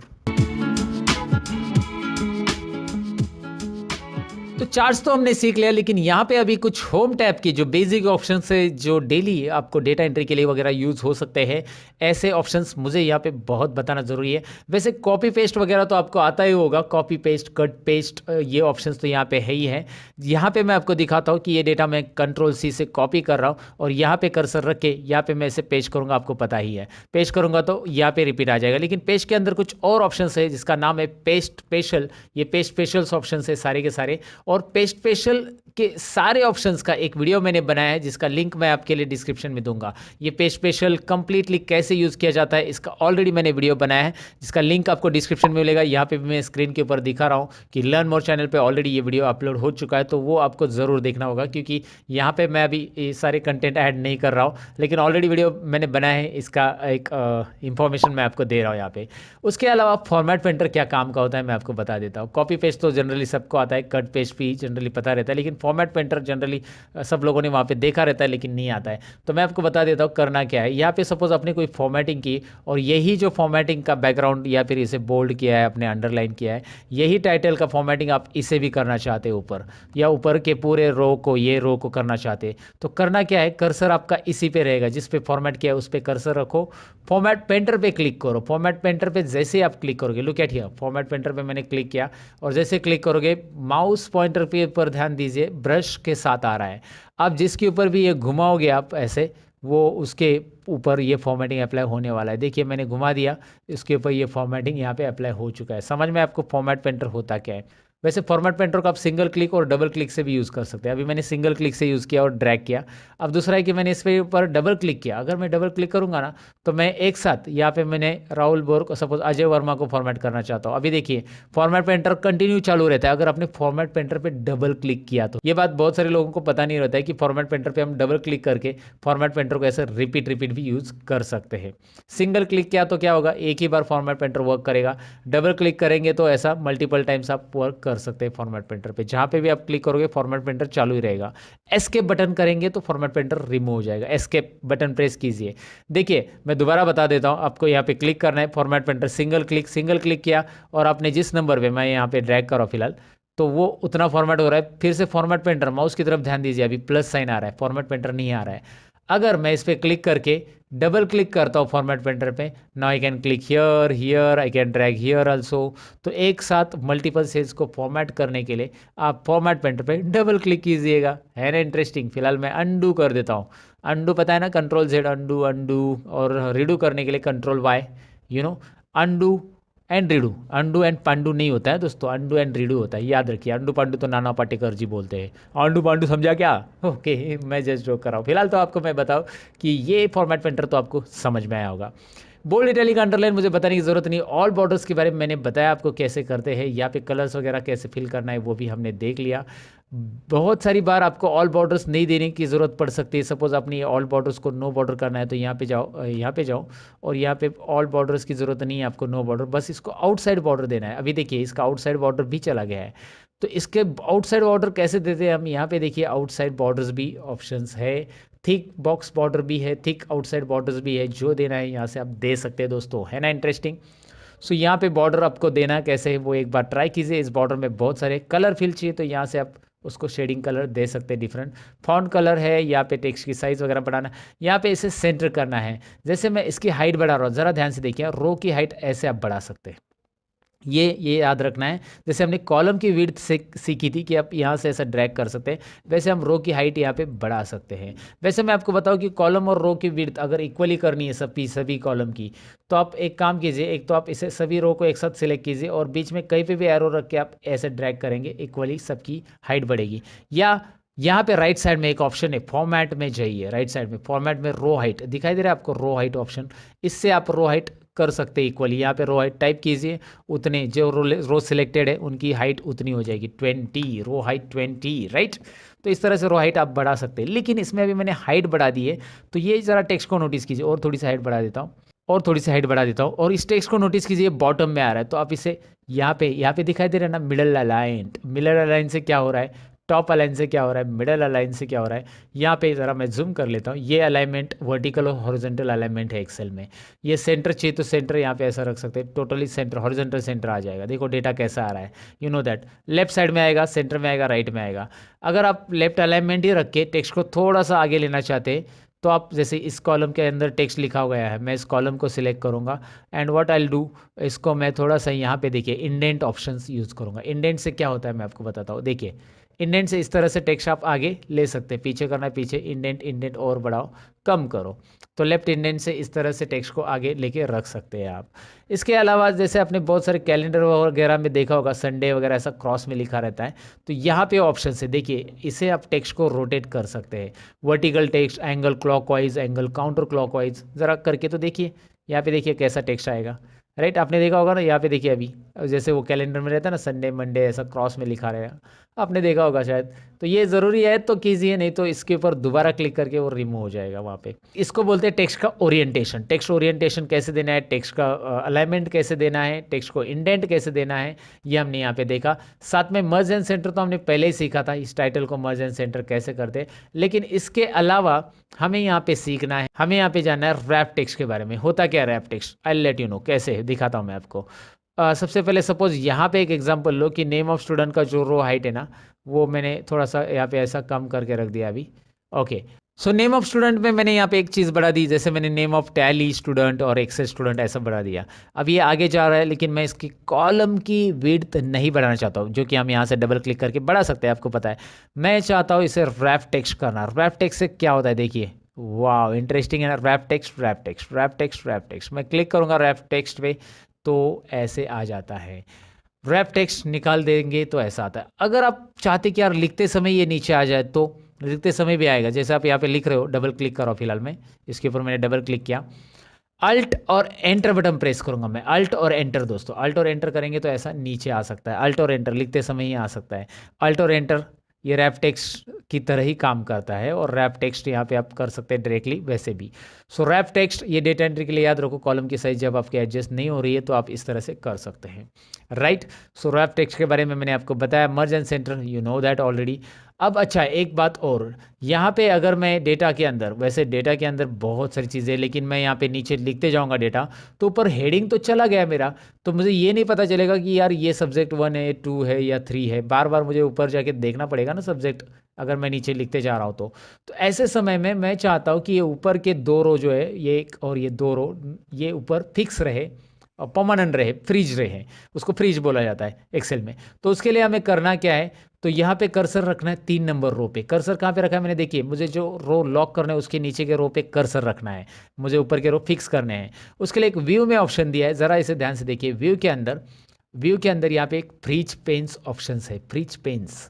फ्रीज करेंगे हम, किसको फ्रीज करेंगे, उसने पूछा है कि टॉप रो एक ही करना है या फर्स्ट कॉलम करना है, लेकिन मुझे फ्रीज पेन्स ही करना है क्लिक डायरेक्टली, क्योंकि मैंने ऑलरेडी लोकेशन दे दिया कि 3 नंबर रो पे मैंने कर्सर रखा है। तो फ्रीज पेन्स मैंने ऑन किया तो यूल नोटिस यहाँ पे एक लाइन आएगी, वो अभी मैंने बॉर्डर दिया इसलिए यहाँ पे समझ में नहीं आ रहा है, लेकिन आपको एक लाइन नज़र आएगी एक्स्ट्रा, या फिर आप डाउन एरो प्रेस करते जाओ, you will find out the changes क्या हो रहे दिखाई दे रहा है आपको।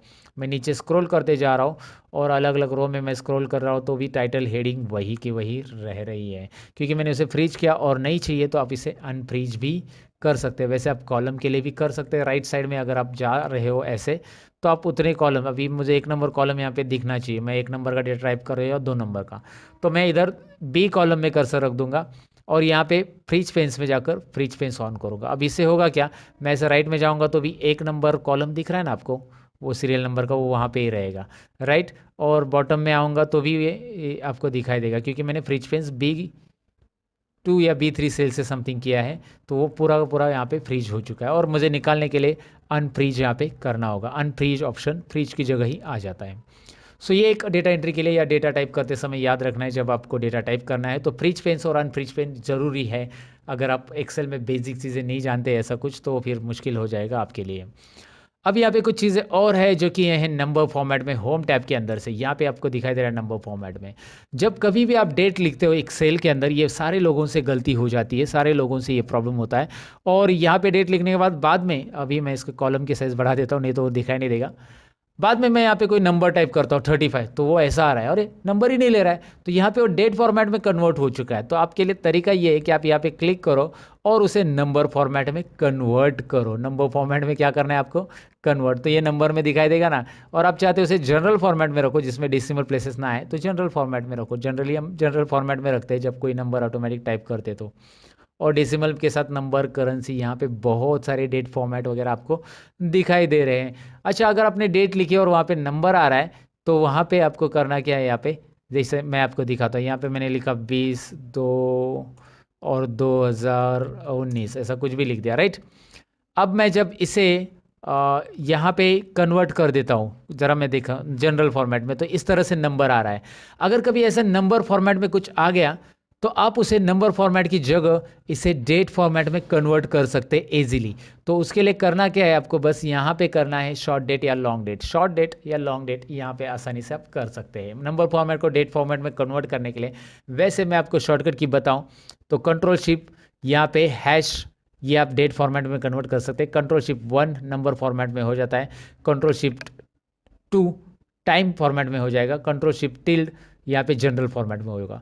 कंट्रोल शिफ्ट टिल्ड 1 2 3, ये याद रखिए 1 2 3 कंट्रोल शिफ्ट के साथ ये अलग अलग फॉर्मेट में आपको कन्वर्ट करने के लिए देता है, राइट। कंडीशनल फॉर्मेटिंग वैसे हमने सीख लिया है कैसे करना है, मैंने बताया है। और फॉर्मेट एज कैसे ही ये टेबल होता है ये भी मैंने आपको दिखाया। यहाँ से आपको अलग अलग स्टाइल्स मिल जाती है जो कि आप अप्लाई कर सकते हैं, ये भी मैंने बताया था। इंसर्ट में यहाँ पे इंसर्ट शीट रोज भी आता है, जैसे आप यहाँ पे रो इंसर्ट करना चाहते हो तो मैंने वैसे भी आपको बताया है। रो कंट्रोल प्लस से इंसर्ट होता है, कंट्रोल माइनस से डिलीट होता है। यहाँ से भी इंसर्ट और डिलीट ऑप्शन है आपके लिए। और फॉर्मेट में आप रो और कॉलम की साइज एडजस्ट करने के लिए है ही। कैसे करना है मैंने सारी चीज़ें यहाँ पे बता दी आपको। और ऊपर से मैंने आपको बताया था कि क्लियर में जाकर क्लियर फॉर्मेट से क्या होगा। देखिए यहाँ पे फॉर्मेटिंग अगर नहीं चाहिए तो आप क्लियर कर सकते हैं, मुझे नहीं चाहिए फॉर्मेटिंग, सो क्लियर में जाइए, क्लियर फॉर्मेट्स, फॉर्मेट जाएगा। क्लियर ऑल मतलब पूरा क्लियर हो जाएगा। क्लियर कंटेंट्स मतलब खाली कंटेंट और कमेंट लिखी होगी या हाइपर लिंक दिया रहेगा तो वो क्लियर हो जाएगा। क्लियर ऑल कर दूंगा मैं तो इस तरह से हो रहा है, राइट। सो क्लियर कंटेंट करना है तो कंटेंट कीजिएगा, इस तरह से आप इसे क्लियर कर सकते हैं, राइट। और फिल सीरीज़ के बारे में तो मैंने बताया था स्टार्टिंग में कि आप फिल सीरीज़ कैसे कर सकते हैं। यहाँ पे भी है फिल सीरीज़ ऑप्शन की, डाउन फिल कैसे होगा ऑटोमेटिकली वो दिया है वहाँ पे।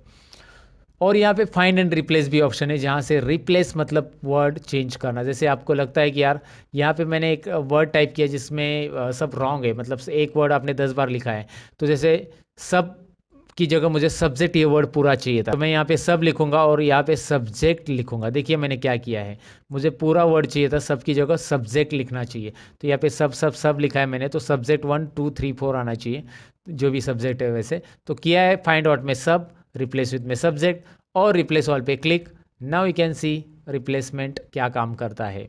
सो फाइंड एंड रिप्लेस भी है, कोई वर्ड ढूंढना है तो फाइंड कर सकते हैं, और यहाँ से आप फाइंड डायलॉग बॉक्स आपको मिल जाता है।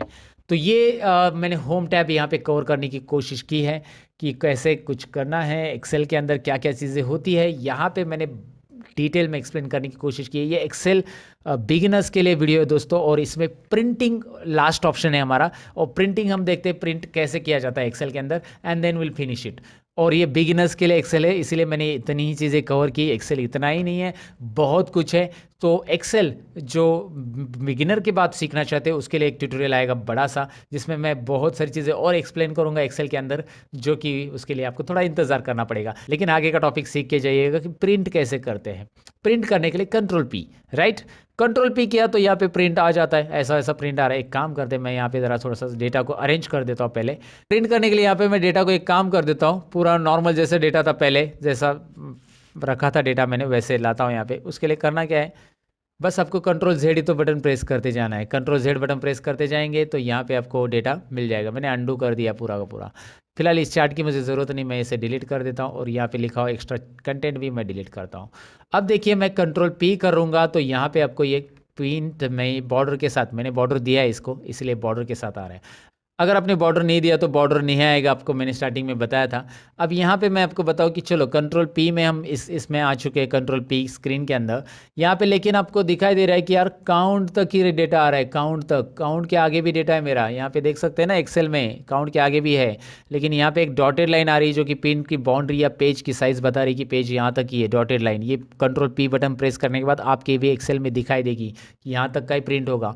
तो आगे का डेटा का क्या, मैं इसको डबल क्लिक करके एडजस्ट कर सकता हूँ, या कंट्रोल ए करके, कंट्रोल ए और यहाँ पे Alt H O I press का तो auto fit column width, column की विड्थ जो है ऑटोमेटिक जितनी रिक्वायर्ड है उतनी आ जाएगी। तो कंट्रोल पी करो, अभी एवरेज तक डेटा आ गया है।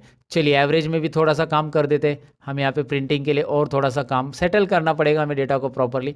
डेसिमल प्लेसेस हम यहाँ पे कम कर देते हैं, और यहाँ पे भी अल्ट एच ओ आई करने के बाद ये भी कम हो गया। अब आपको दिखाई दे रहा है रिजल्ट 1 रिजल्ट 2 तक आ रहा है, ग्रेड नहीं आ रहा है।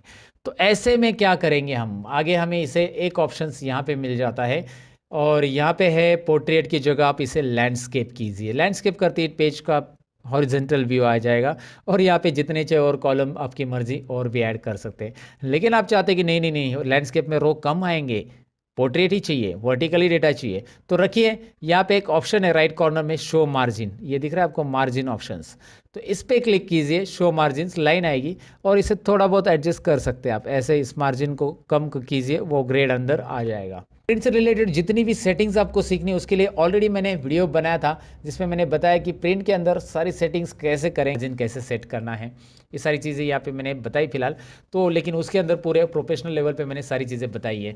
I want you to watch that video. तो मैंने जितने भी वीडियो रिकमेंड किए वो आप देखेंगे, ऐसी उम्मीद करता हूँ।